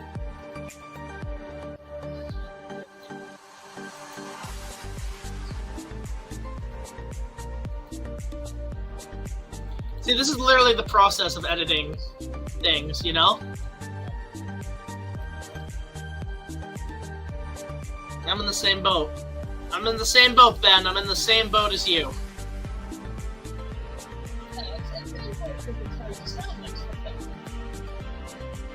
Sound mix and edit, too, which is interesting.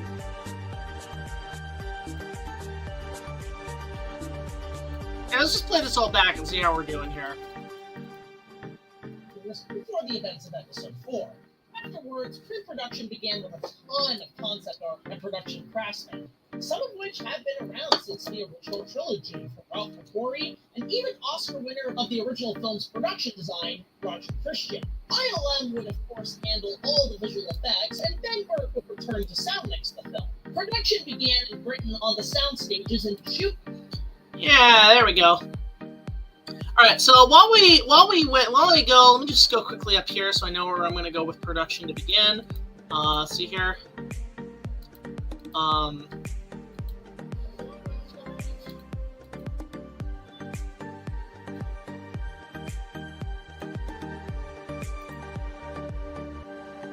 Let's see here.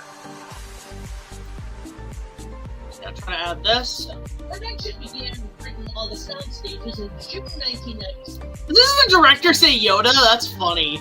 But the first scene shot featured one of Insidious on the balcony. Production then moved to... That's funny.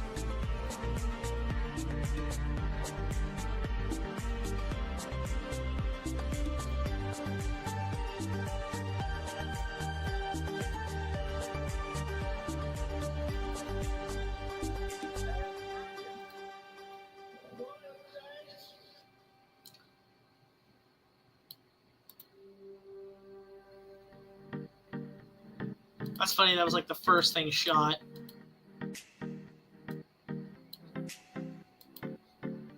Insidious on the balcony. That was the first scene shot, was this scene where it's like, at last we will have revenge. You have been well trained by your apprentice. There'll be no match for you. That was the first scene shot for the movie. That is awesome.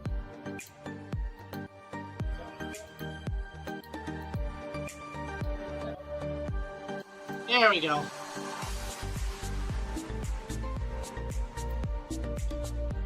Did you know about there's a Ghostbusters parody series? Oh, interesting. Hey guys, hope you guys have been enjoying the stream. It's been really fun. Production began written on the sound stages in June 1997. The first scene. Let's see here. Production began written on the sound stages in June 1997. The first scene shot featured one of Insidious on the balcony. Production then moved to the beautiful cast structure. I'm just gonna find that scene quickly.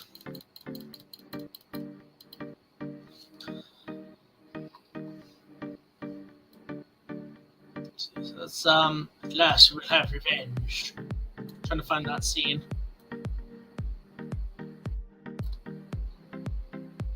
Should be here somewhere.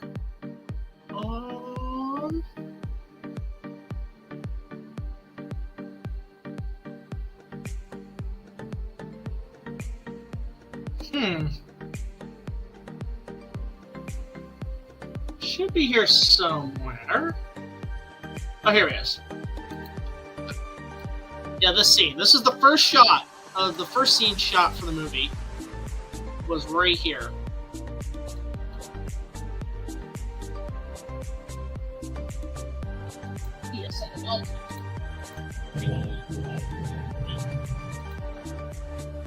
Yeah, right there. That was the first scene filmed.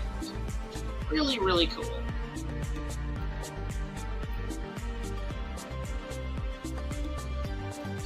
I'm gonna try to add it to the cut, like just so I can have something to work with here.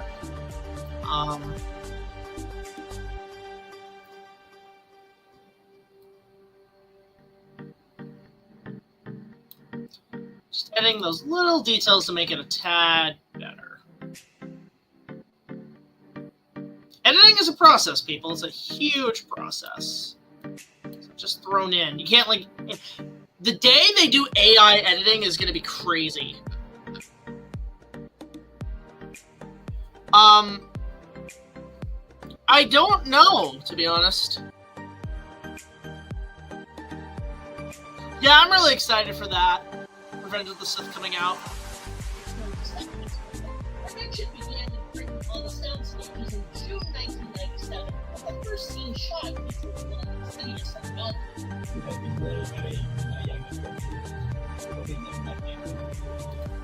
Yeah, that was, again, first scene shot for the movie, right there. Okay. So we can get to 32 minutes. Like, we're doing pretty good, guys. We're doing really damn good right now. Alright, let's go to the beginning documentary. Where is it?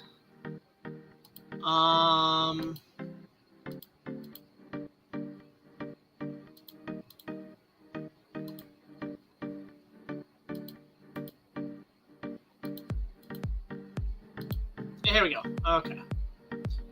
So this was all in the stages down there. Then they went to Italy. Yeah, here. There we go.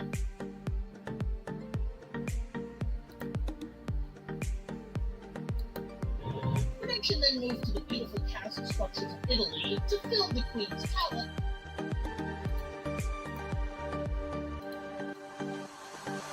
Yeah, there's castles in Italy that they filmed all this. And it's worth seeking out sometime. Like, these are gorgeous structures. Like, these are beautiful. I would love to go to that. I think that ever since Star Wars now, it's become a popular thing for tourists, and you're just like, oh no.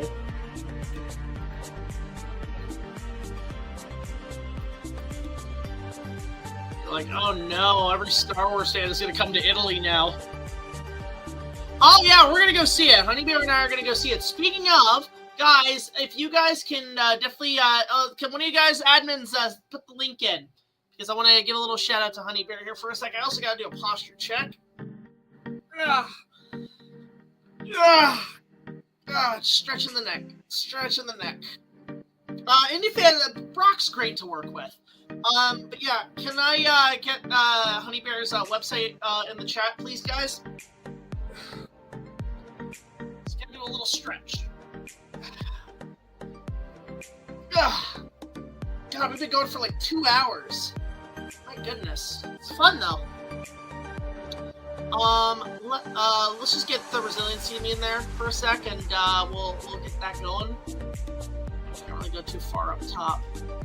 So I go all the way up. This is like a long chat log, so I can't really go there. Let me just go. Let's try to go how high I can go. Osiris has the thing. Oh God. It should be here somewhere. Good Lord. I go all the way up to chat. Oh, here we go. Guys, shout out to Nikita, to Honeybear, Resiliency and me, guys. She really could use the help right now, so go support her website at resiliencyandme.com. It's a local facility that helps kids in low-income housings get support for mental health, which is really good and really needed right now. So anybody, guys, below, please do your part to help out. It really is appreciated. I'm going to take a quick little break, a little posture check. We'll be right back. But let me just make sure that all looks good. Well, let's get to the 32-minute mark, and then I'll take a break. Yeah, we're gonna take a little break after this, and then I'm just gonna once we hit the 32-minute mark, and then we're gonna go in. So, just one moment, guys.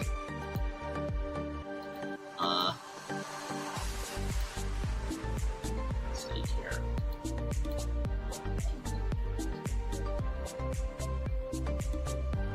Let's see here.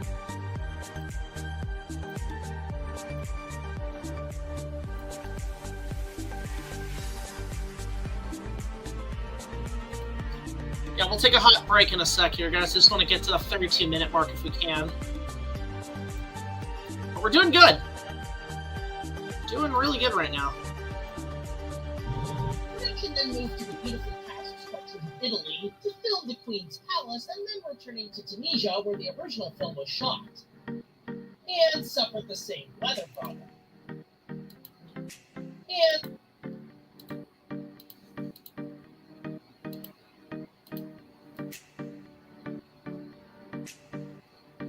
Yeah, they suffered the same weather problems when they were shooting. Like, they suffered the exact same weather problems. That is crazy.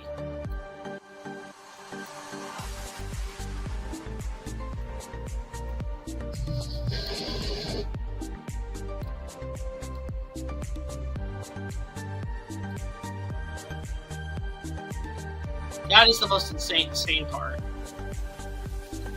The amount of suffering through the weather they had to go through. Hey, not much, Oda. Good to see ya. And suffered the same weather problems.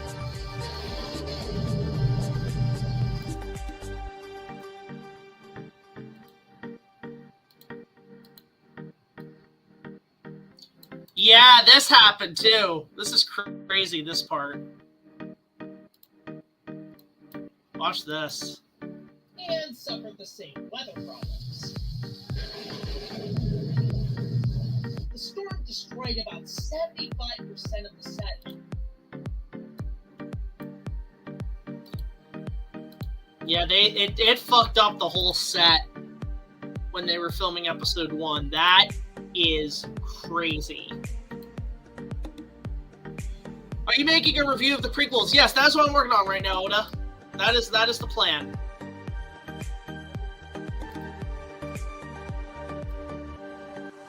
Right now, I'm working on that right now. Ah, fuck you, Gumby! Oh, that's old. That's an oldie. 75% of the set on location.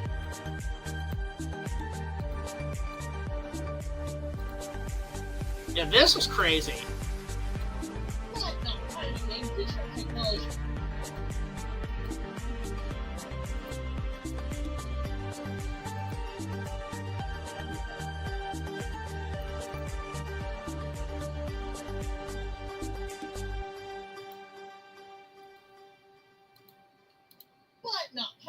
Digital technology would fix this later in post-production, despite the production moving quick to... Yeah, it messed up the whole set. Look at this. That is crazy how it messed all that up. That's the thing, that was cool. They just had the whole team got together and just started rebuilding. They started working together and lifting things up. It's really cool, actually, that just, they didn't let it deter them. They kept going. They kept going. Like, that is fucking teamwork and a half. Digital technology would fix this later in post-production, despite the production moving quick to restore the sets. Here, I'm just gonna put that over here.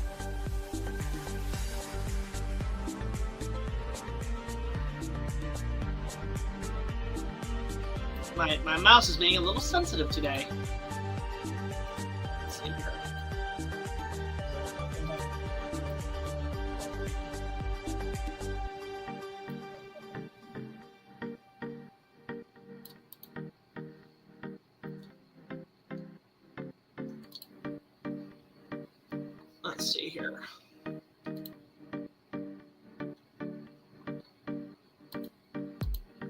Should be something that we can. I was born in 04, so you feel like an oldie. I'm surprised how much practical work was made on episode 1 alone. It really is, which is interesting. That's the interesting part. Digital technology would fix this later in post-production, despite the production moving way to restore the sets. And my favorite quote, one of my favorite quotes from Rick McCallum, right here. I love this quote that he says here on the documentary. Right here. Sets. I think this is going to take all your skills. Right here. This is what digital technology is doing. It's cool. I love that line. Whenever you're in a crisis, just remember these words from Rick McCallum.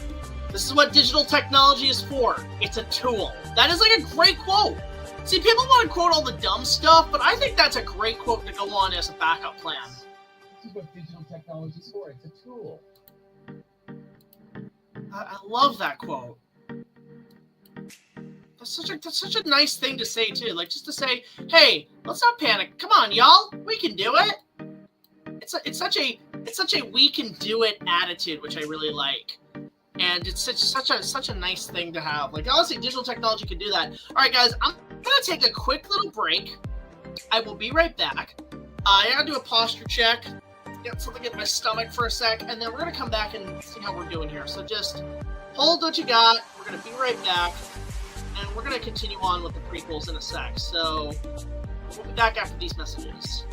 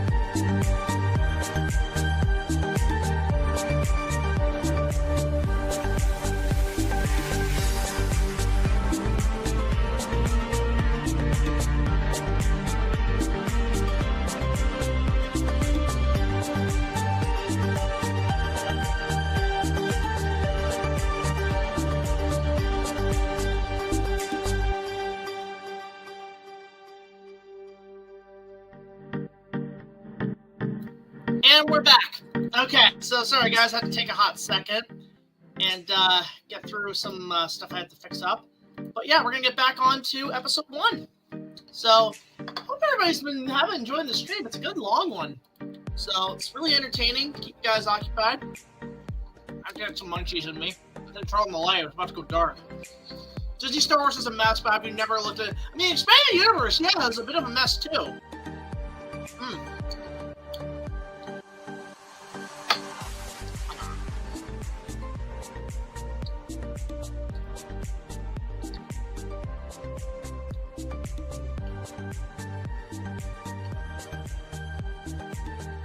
Hang on a sec, guys.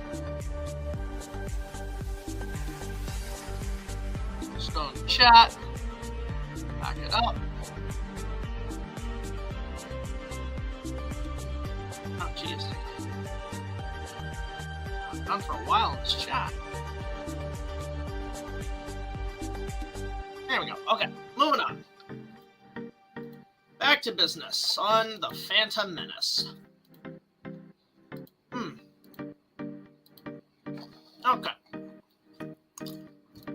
So far, so good. So far, so good on things. There we go.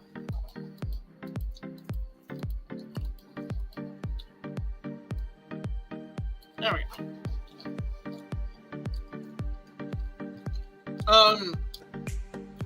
Never heard of Future is Wild. Don't know what that is.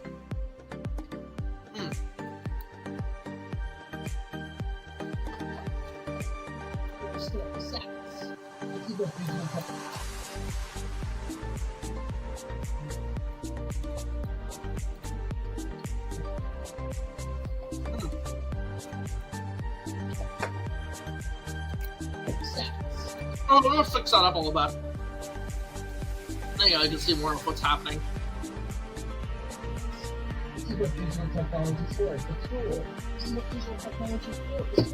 See, actually, sometimes when I know I want a clip in there, I'll voice it so I know where to put it. Which is nice. This is what digital technology is for. It's a tool. All that going on, I gotta admit the production design and cinematography. Alright.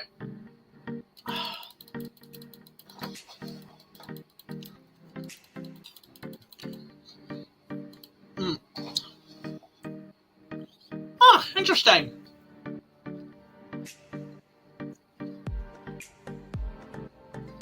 Alright.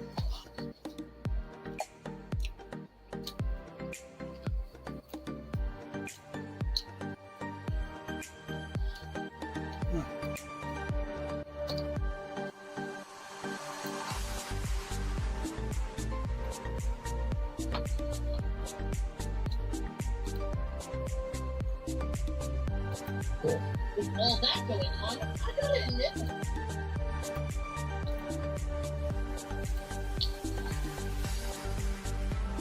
Whoa.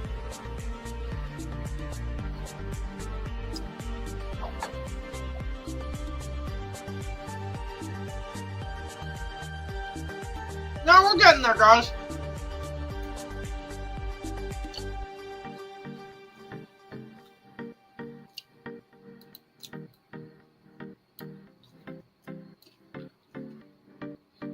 Let's see.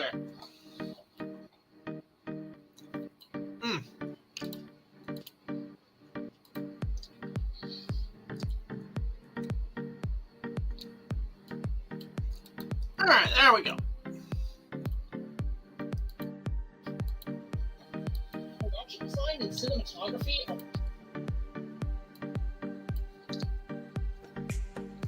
Doing really good right now, guys. It's really cool.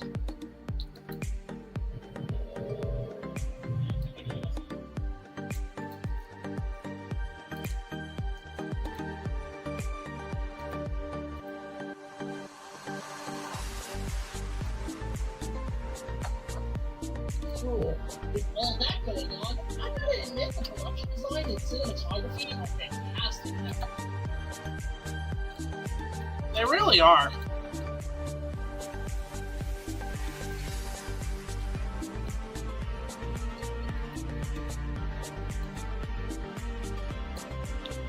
There we go. Not sure, honestly. Alright. I gotta admit, the production design and cinematography are fantastic in episode 1. While some say there's too much... CG, okay.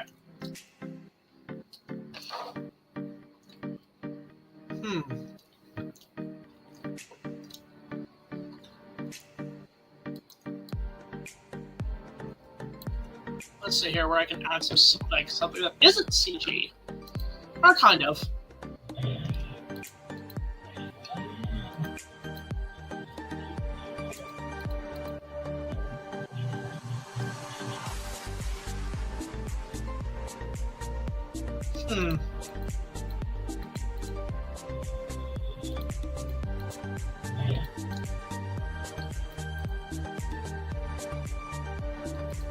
We're getting there. Hope everybody's good in the chat. You guys having a good conversation about documentaries? While some say there's too much CGI, you can remember that this is arguably the most...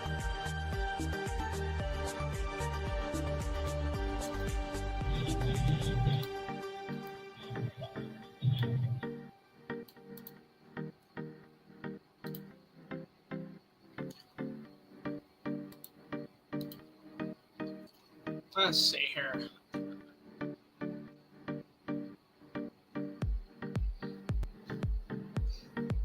Just find a good shot of one of the things blowing up here.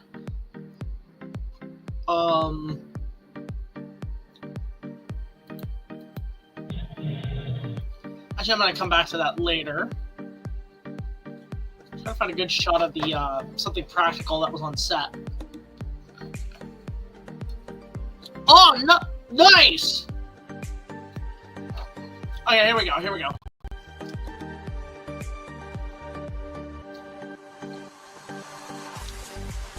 I'm forgetting something here. I'm gonna find a miniature shot that worked out.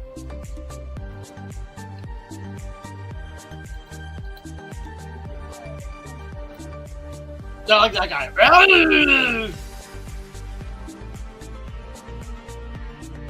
Here we go. Alright.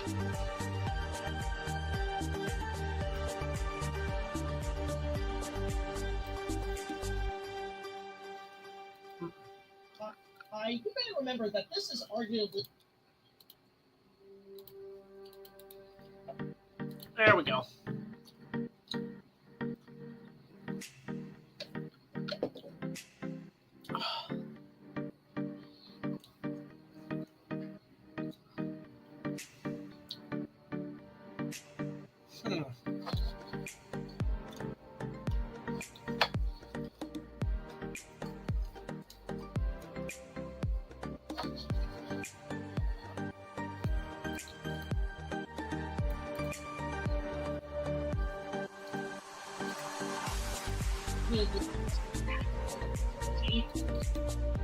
Real set.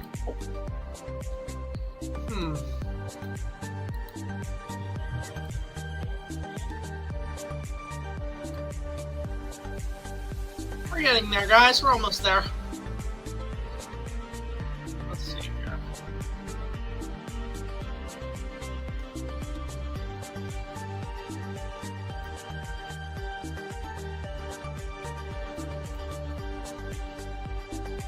Fantastic.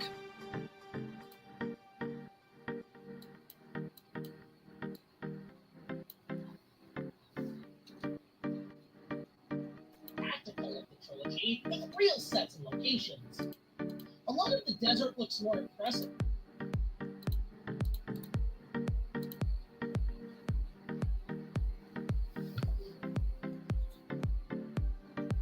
Let's see here.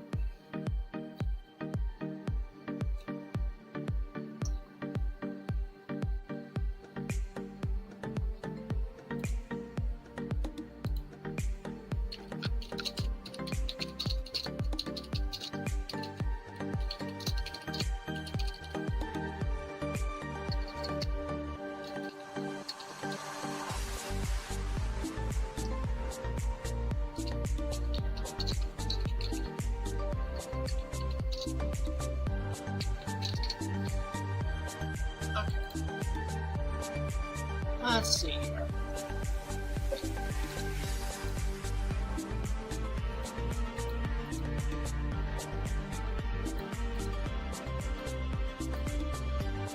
Just trying to find some good shots of them filming in Tunisia.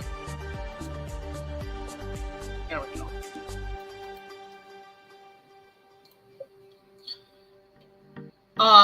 I do remember my old friends made me a short Star Wars fan film. Oh, nice! That's cool. I like to see that. I like those old fan films. A lot of the desert looks more impressive here than in New Hope, and the shots the palace look.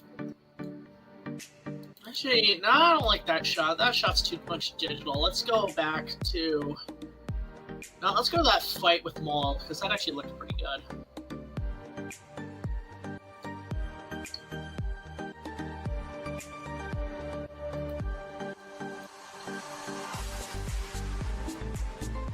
Let's see. Yeah, here.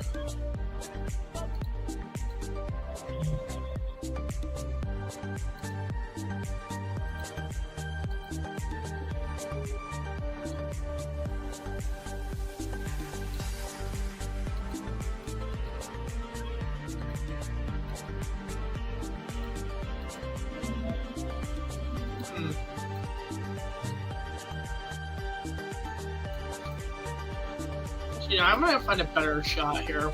I'm trying to find a really good shot of the desert. It's really tough with all the digital manipulation, you know? It's really, really tough.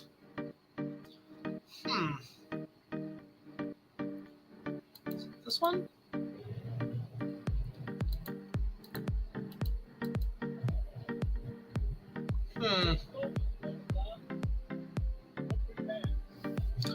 Let's see here. Check here. Maybe a shot here looks good. No, not that one. This is a tough place to find a shot that works. Let's see here. Maybe here? No? Just trying to find the parts where he contacts Qui-Gon. Maybe here? Oh, that one looks that one looks good. I like that shot. That shot works. Okay. Favorite aliens. I like the Twi'leks, whatever one Ahsoka is, or Shakti. I also like the calamari, ones from Akbar. It's a trap. Those are the best. That shit looked good. Alright.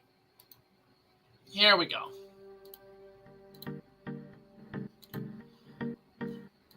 A lot of the desert looks more impressive here than in New Hope.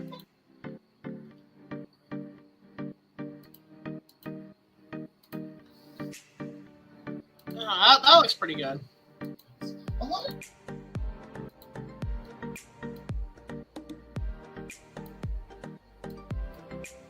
Just kind of put a fade through so less copyright problems. Let's go here. A lot of the desert looks more impressive here than in New Hope. And then let's go to the palace.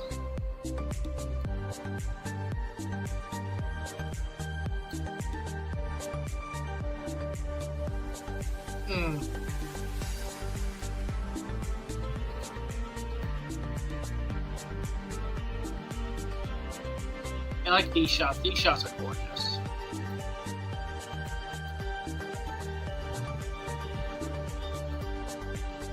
Let's see here.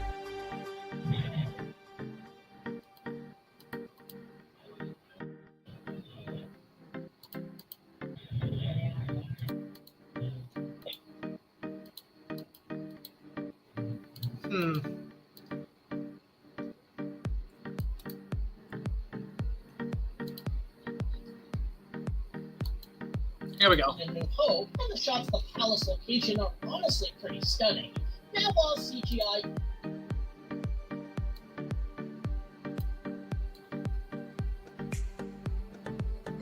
There we go, and I just had that. Let me just go back to the throne room stuff.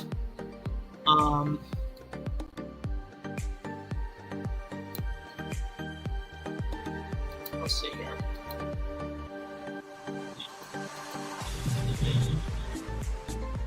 So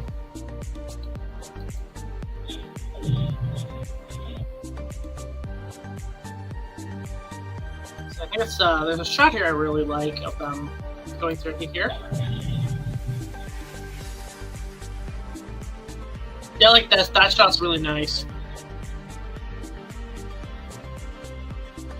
Let me find the let me go back further down. Just trying to find something more like flashy in these shots. Hi, James. Good to see ya.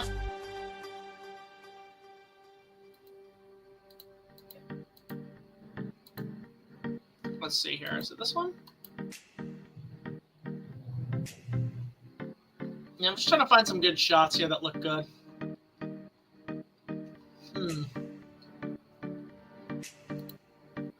Oh, here we go. This stuff works.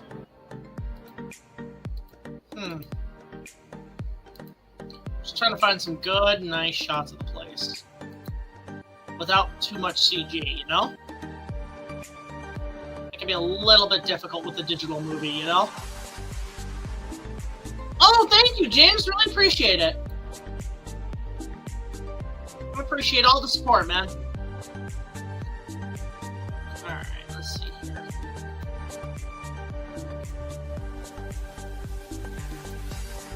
Yeah, that looks good. There we go.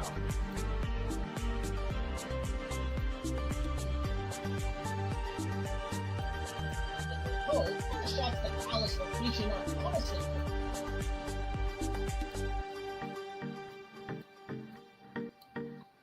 Here we go. Thank you so much. Really appreciate that.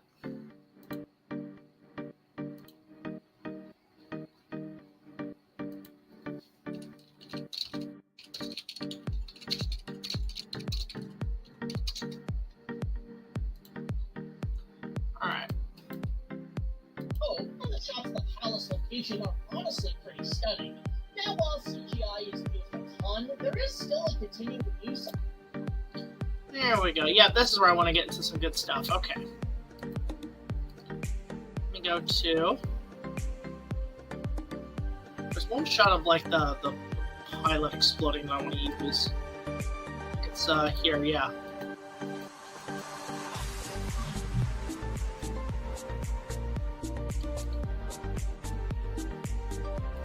Yeah, right here. There is still a continuing use of the in-camera effects for models and miniatures. Hell, some spaceships still use.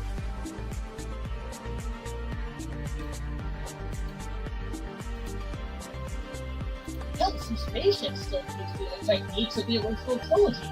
So while Lucas. There we go. Okay, yeah, here we go. This is where I want to add some practical elements. So the miniatures, which is I want to get that miniature shot of the pod race. Let's see here. All right.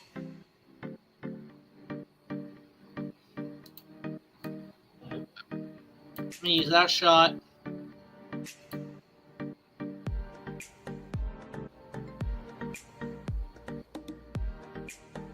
Let's see here.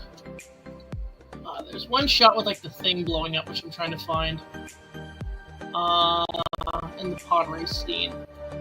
It should be here somewhere. Oh, there it is. I already used it. Shit. Yeah, well. Let's see what we can do here.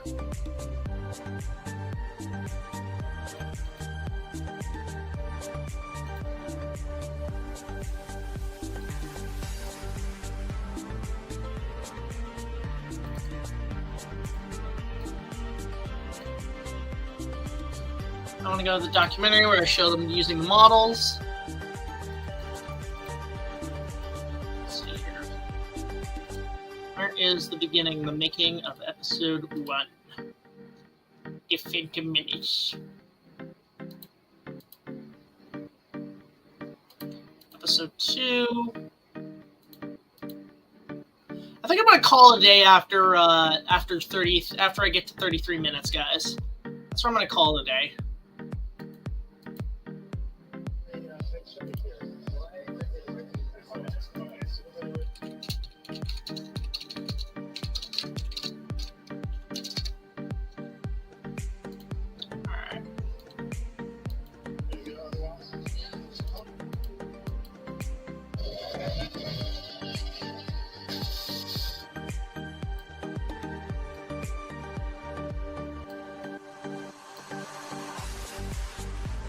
Yeah, there we go. So yeah, that shot of the pod racer where the droid goes through the thing, that was actually done with miniatures. That wasn't done with CG. So it's not all CGI. A lot of it is still models.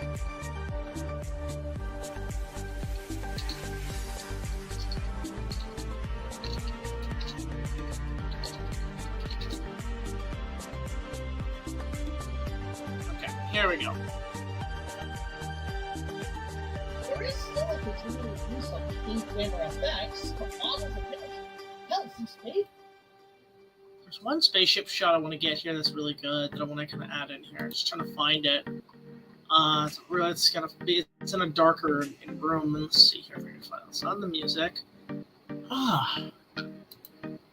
There's one shot. It's a really nice shot of them blowing up the bottle.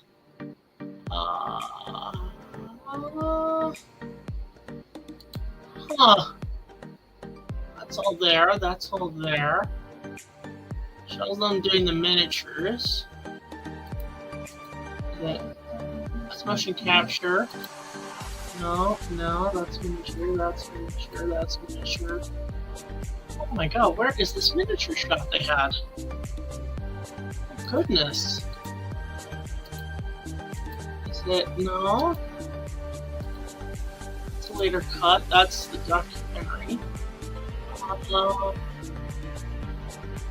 I swear it was in this documentary. That's so weird. It's not now.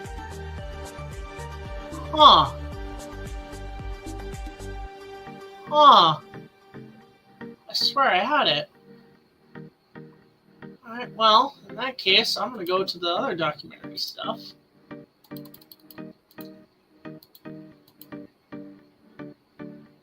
Or do I have two? I don't have two versions of the documentary, do I? No way. No. Oh, that can't be right.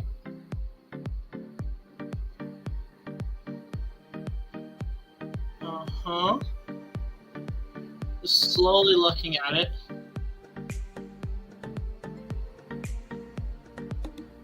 That's where it's not there anymore. That's so fucking strange. Okay. Let's go get the other bit. Sorry, this is like a bit of a silent stream here lately, guys. Just trying to really focus on nailing these things done. John Knoll's great. He also created Photoshop, by the way. I bet you didn't know that. Created Photoshop, and the reason why we have a lot of editing stuff today, actually, which is really neat. Really, really cool of him. Oh, this is a process. I am so sorry, guys. This is a process and a half, episode 1. God knows about episodes 2 and 3. Those are going to be a nightmare. I have this tendency to just like edit as I go along, but what I should have done first is all the clips, and then behind the scenes like do it in layers. That would have made it faster. But I'm such a stitch to do it the old way, so it's a little bit tough on me. I could just like go without like those gaps, basically. All right, here we go. This is where I would need that miniature shot. Where is it? It's supposed to go kaboom. Let's see. It should be here somewhere in this section. Oh, here we are.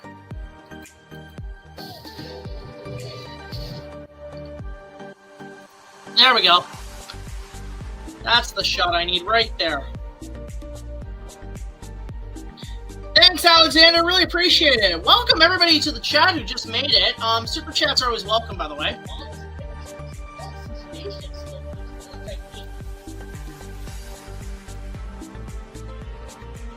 There we go. So while we just didn't rely on visual technology, here we go.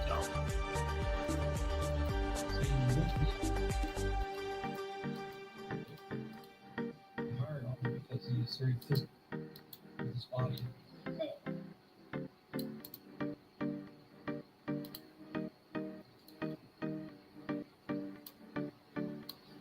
Yeah, now we're getting somewhere, guys.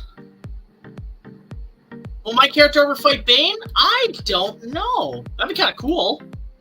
I've thought about finding ways to incorporate Bane. I just don't know how.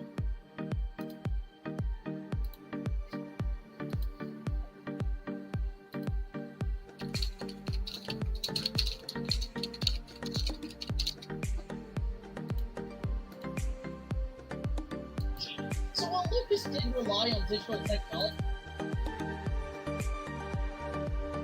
Oh, shit. Okay, hang on. I'm gonna have a crash, folks. I think there's so much going on, it might actually crash you for a second. Yep, there we go. Okay, let's reopen it up.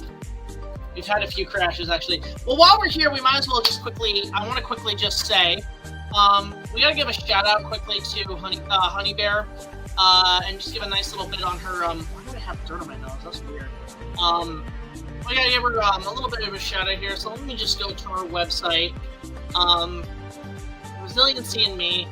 We're going to give her a little shout out here because she could really use it. Guys, go check out this website right now, resiliencyinme.com. That is my girlfriend's website. It's for Honey Bear. What it is, again, if you guys are interested, it's a website that helps kids in low-income housings get mental health, where they don't have to pay too much. Honestly, worth checking out, guys. I'm going to leave the link there for now. While we wait for this thing to re-upload here. Let me just give me a sec. But I really appreciate everybody going to check out the website. I'm sure she would really, really appreciate it. Honest to God, she's incredible. I would not be pushing myself as I would without her. Love you so much, Honey Bear. I know you're watching the stream, so... Alright, let's continue here. Back to business. Alright, we're back. Let me just get this going here. Let me just share screen. Let's do that. There we go. Alright, let's go back here. Let's go to where we were.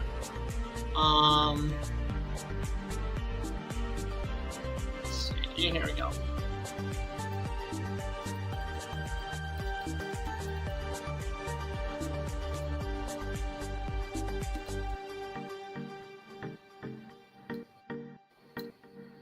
Oh my god, oh my god, why is it crashing on that spot? That is so stupid. It crashed again!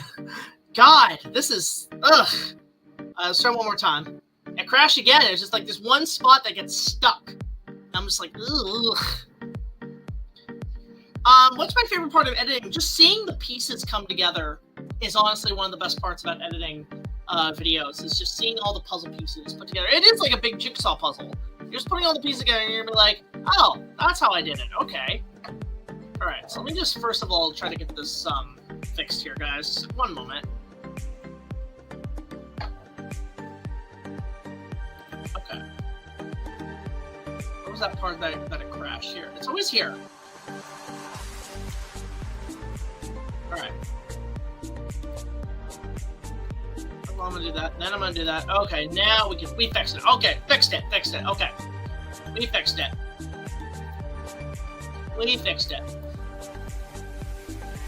Okay. There we go. If you rely on digital technology, we still found a balance to use real effects as much as possible. But, of course, does use other things. There we go. Yeah, there we go. There we go. Okay. Where was the stuff on digital effects here?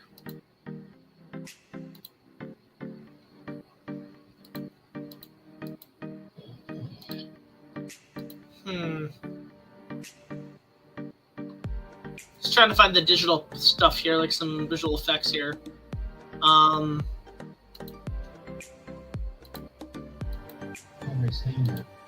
How the pod race hanger was used in the B-roll. It's like, oh my god, can we focus on a different scene, guys? Like in these documentaries? Why are we only focusing on this scene in particular? Alright, well, let's go to episode 1. Let's go to the beginning. Maybe they'll have some stuff we can use here.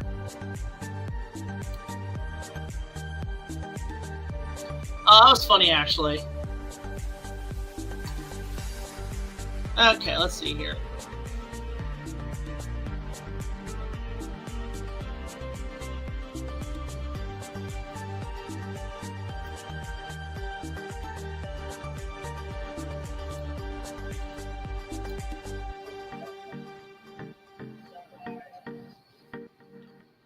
Let's see here.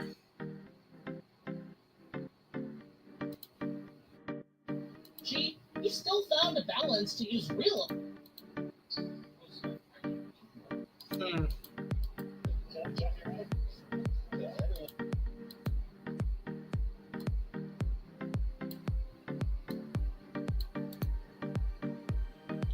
There we go. There we go. Balance to use real effects as much as possible.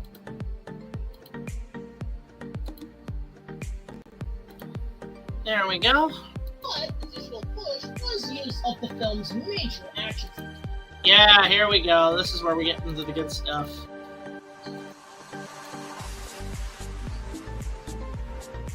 Let's see. The digital push was used for the action set pieces, so let's go into it. Alright, thanks for coming in, man. Really appreciate you coming in.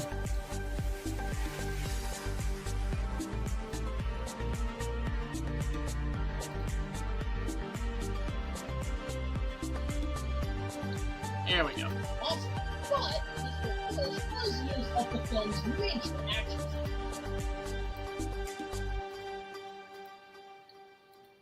Digital push was used for major action scenes. Indeed, it was. It's a huge milestone, this movie, when it came out with all the digital effects. Let's see here.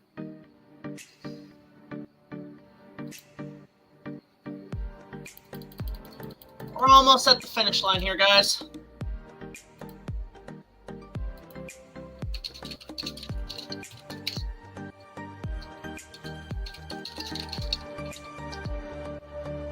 Okay. Find a bit here that I can show off the action set pieces for the digital effects. Let's see.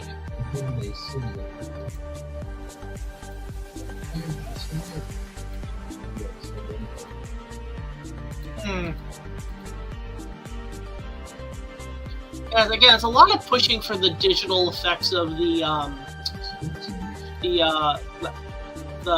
pod race, but no, I'm trying to find all that, just anything on the pod race, basically. It's miniatures and mappings. Let's see here. And it's either the pod race or Jar Jar is the only thing you really see in the documentaries themselves, which is like, okay, come on, I want to see more stuff in the effects round, you know? Let's see, Jar Jar, Watto. Where's the pod race?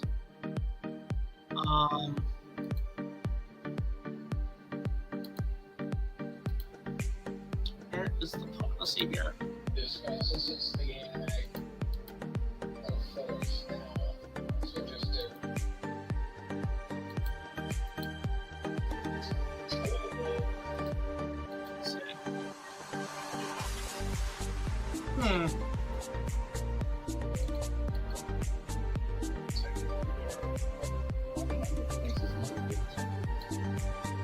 Oh, I know what to do here. Hang on, I got it. I got it here. Oh, hey, man, good to see ya.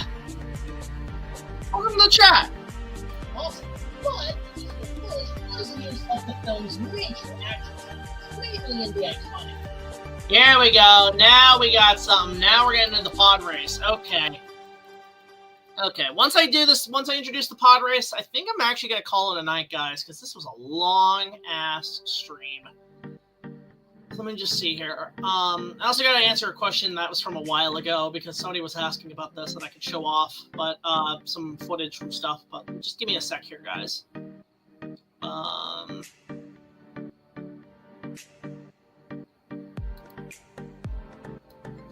Here we go. Here we go. Action scenes, mainly in the iconic pod race scene, which is one of the highlights of the film.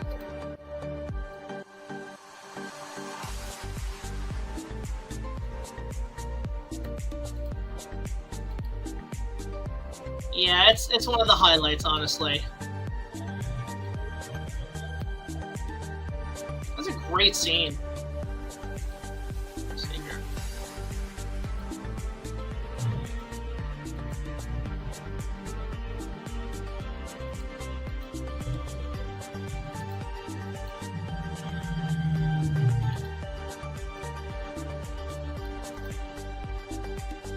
There we go.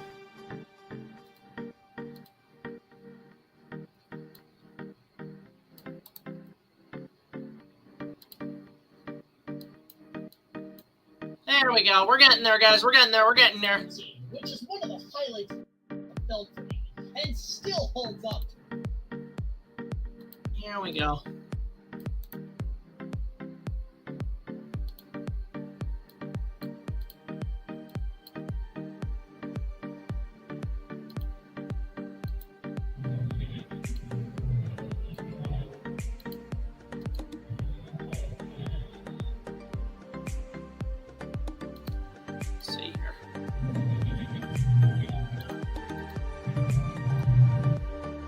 There we go. Okay, we're getting somewhere. We're getting there. We're getting there.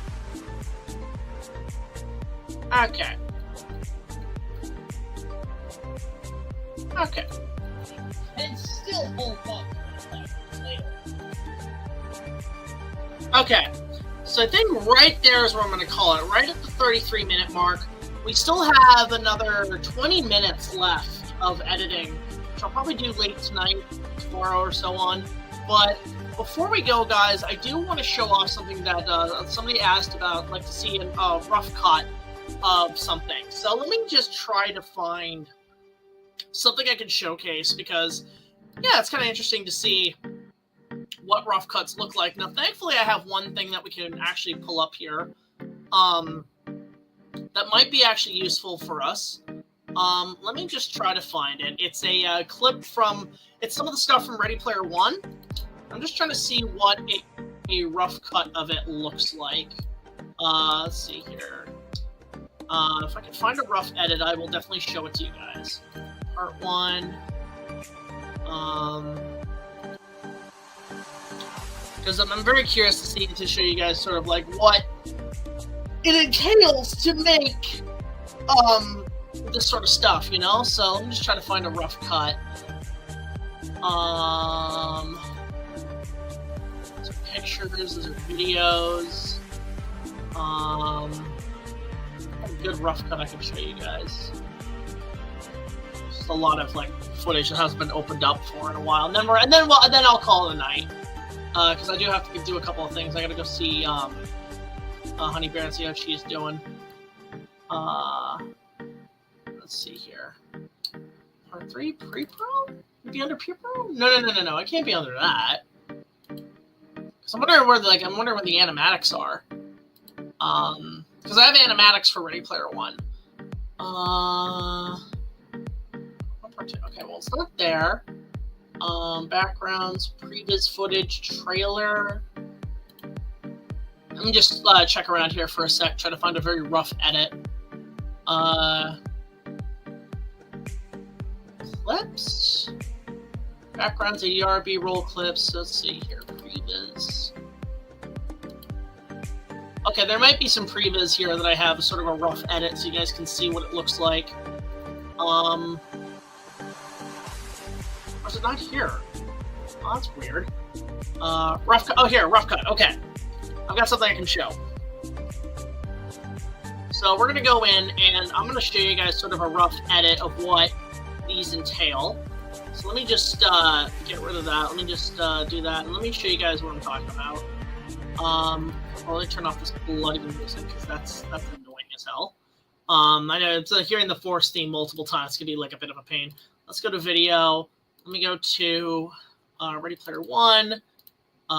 Ready Player One. Behind the scenes or previs footage.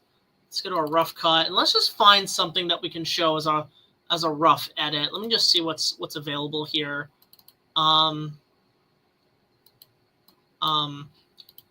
So to show like sort of a rough cut of what it entails. Dang, I gotta find something here. One moment, guys. Let me find a good cut here I can show.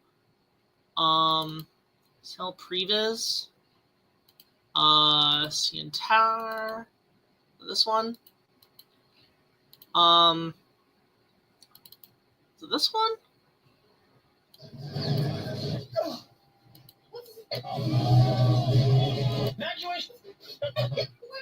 Okay, so I can show a couple of things here. There's a couple of little rough cuts I can show here that would be kind of cool.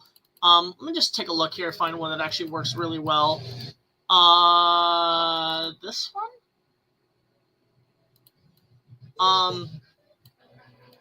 Let's see here. Maybe this. Oh, here, this one.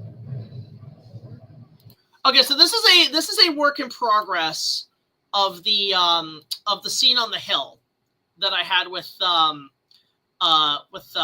Brad. This is a very much a rough edit of what it looks like. So check this out. Actually, you know what? I'm actually, but first, yeah, here, let's just let me show this off. Here we go. Sort of a rough edit of what it's gonna look like, or what it looks like when all settles. So there's like no color timing. There's no effects added. Pork is ready to go. Over. 10-4, buddy. Full power is at 45%. Once they come in, I'll direct them to you from the south. You got the message code. Under attack, Pork! We got it under attack! Aaron!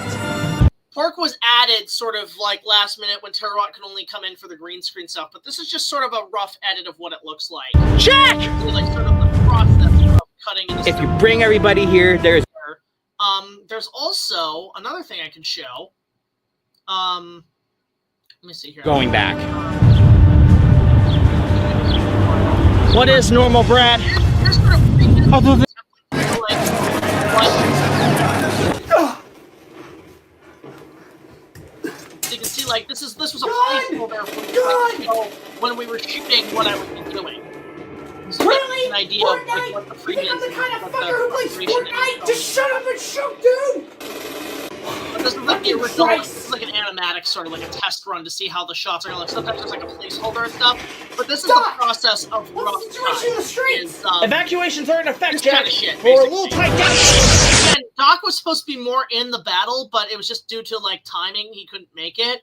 But Doc was supposed to be more involved, and that this scene actually got replaced with Sean. So it gives you an idea of like sort of what the process is with rough cuts, like what it entails, what it takes, and so on. Like we even have like this is okay. So like prime example, this is an animatic of what the meeting with the council was going to look like. This is a very rough edit of what it looks like. There's obviously like no like footage shot. I did PNG images to show this is very much a previous animatic. How long till we invade the southern enemies? It would be an honor to lead the charge in your name.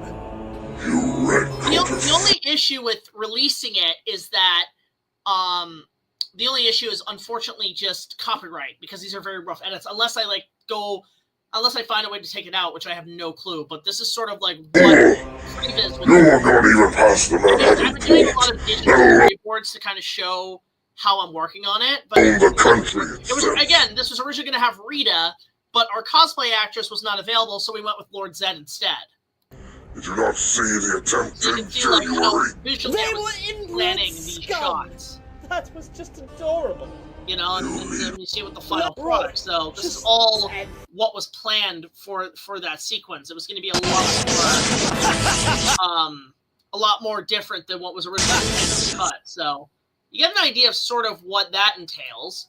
What else can I show that's sort of a rough cut of a scene? I actually can't really think. Actually, there's some scenes, actually, I would get help from Thomas, who has a lot of Legos, and he would plan out the battle using Lego footage. So just to show you, here's a rough cut of the start of the battle before it gets going. Again, PNG images to show where I frame shots, using like actually battle footage so I know where to green screen characters at times. Like this is the kind of process you would be to get to this process. So maybe someday I'll do a whole like rough cut stream of like what it takes to make these. But I would do my so this is Thomas's footage. He would send me footage of his Lego stuff, and I would slap that in the cut to kind of show what I'm visualizing. But he would do that to kind of help me out with the animatics. Like just make it to where when you're filming it, you get an idea of what the scenes are going to look like, and this helps you kind of plan and time and pace the battle. And it really did help. His assistance with all his Lego characters really did help in shaping and mapping it out. So this is the process of making videos of like stuff like this, especially for videos. Is these very, very rough cuts that kind of showcase what happens in a lot of these pieces. So that gives you an idea, sort of what I'm working on. I like these new StreamYard pieces that are being added. I didn't know these existed. But it's cool to kind of show you guys the process of what it takes to make these videos. Let me try to find one more, and then I'll call it a night. Let me just see here. What's this one? Let's just see what this one is. Yeah, okay, like this one, for example. This is another example. And then we'll call a night. No, not that one. This sequence is the like animatic previs for Zorro, because when we knew we wanted Zorro in there, we took footage from our old episode and quickly slapped it into the cut. So you can see here, like, utilizing the shot, and I would already have storyboarded and planned out in that. So it gives you an idea of, like, what the scene entails. You know, with these rough cuts. So this is, again, using old footage from my old stuff and timing it and having that. And there you have sort of a rough edit of what the scene looks like. And then when you compare it to, like, the final scene, when it's all said and done, it looks like a lot better. So, like, again, if I go to, like, the final scene in the episode, I'll quickly pull that up. Let's see here. Ready Player One. I want part 3. Well, part 3 is not here, so I'm going to go to, I'll just go here. Let me just go to part 3. We're still celebrating, huh? Okay, hey guys. Let me go through here, where the scene is, where the Zorro fight is. Right. So just, yeah, here. So this would be like sort of, you'll see the rough cut here, and then the final cut. It's like sort of like what it feels when like the final cut comes in and all the stuff added. So right here is where the final shot, gives you an idea of what's going from like pre-his final cut. So it gives you sort of an idea of what the scene entails. So if we go to the Zorro sequence, right here. And then that's sort of like putting it all there where it all like puts additionally, and you can see how it all puts all right on time. So there you go. That's the behind the scenes process of making videos for me. It is a huge process. It is a huge thing to go about, and a lot happens there. So I think that's it, guys. That's where we're gonna call it a night. Hope you guys enjoyed this live stream. This was a long one. I have to get going on a few things. So a couple things before we go, of course, guys. Please go here to this website. Huge shout out to Honey Bear, who's in the chat anonymously. But here's her website, guys. If you guys go to her website, resiliencyme.com, you can go support kids in low-income housing get mental health therapy. We really appreciate it, and so on. And there she is. There's my Honey Bear. I hope you're okay, Bear. I hope this is helping you out. But yeah, her website's there, guys. Would really appreciate you guys go checking out that link. On top of that, huge thank you to Xandrew Productions for a whopping $50 super chat. That is incredible. Thank you so much, man. Bless your heart. Really appreciate it. And then Honey Bear comes in last minute. 51! Woo! 51. Really appreciate it, Bear. Thank you so much. Oh, man, you guys are the best. You guys are awesome. Really appreciate everybody coming in at the very end. Really does help the process out. But yeah, guys, thank you so much for watching this live stream. We might come back tomorrow with more editing. Really appreciate it. I want to get into the visual effects stuff. It's fun doing these live streams just to kind of show you guys the process of making videos.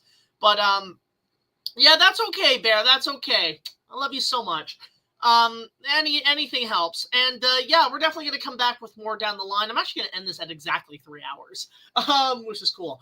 But again, support our Patreon, BigJackFilms.com/BigJackFilms, obviously. Check out our videos. Check out our teaser for episode 1. We're going to have more down the line. It's really exciting time with all the stuff happening with Star Wars. It's going to be really exciting. So, of course, thank you all so much for joining me. Until the next video, like, comment, subscribe. I'll see you guys later. And Big Jack Films and everybody in the chat signing off. And just have a really good day. May the force be with you. I am just padding this out till we get to 3 hours max. 15 seconds on the clock. But just enjoy the times. I think things are going to start getting a little brighter if we make it happen. If we believe in it and we ignore the negative energy out there, things will pick up. So until the next time, guys, I'll see you later. Take it easy. Have a good night. May the force be with you. Bye, guys. Love you.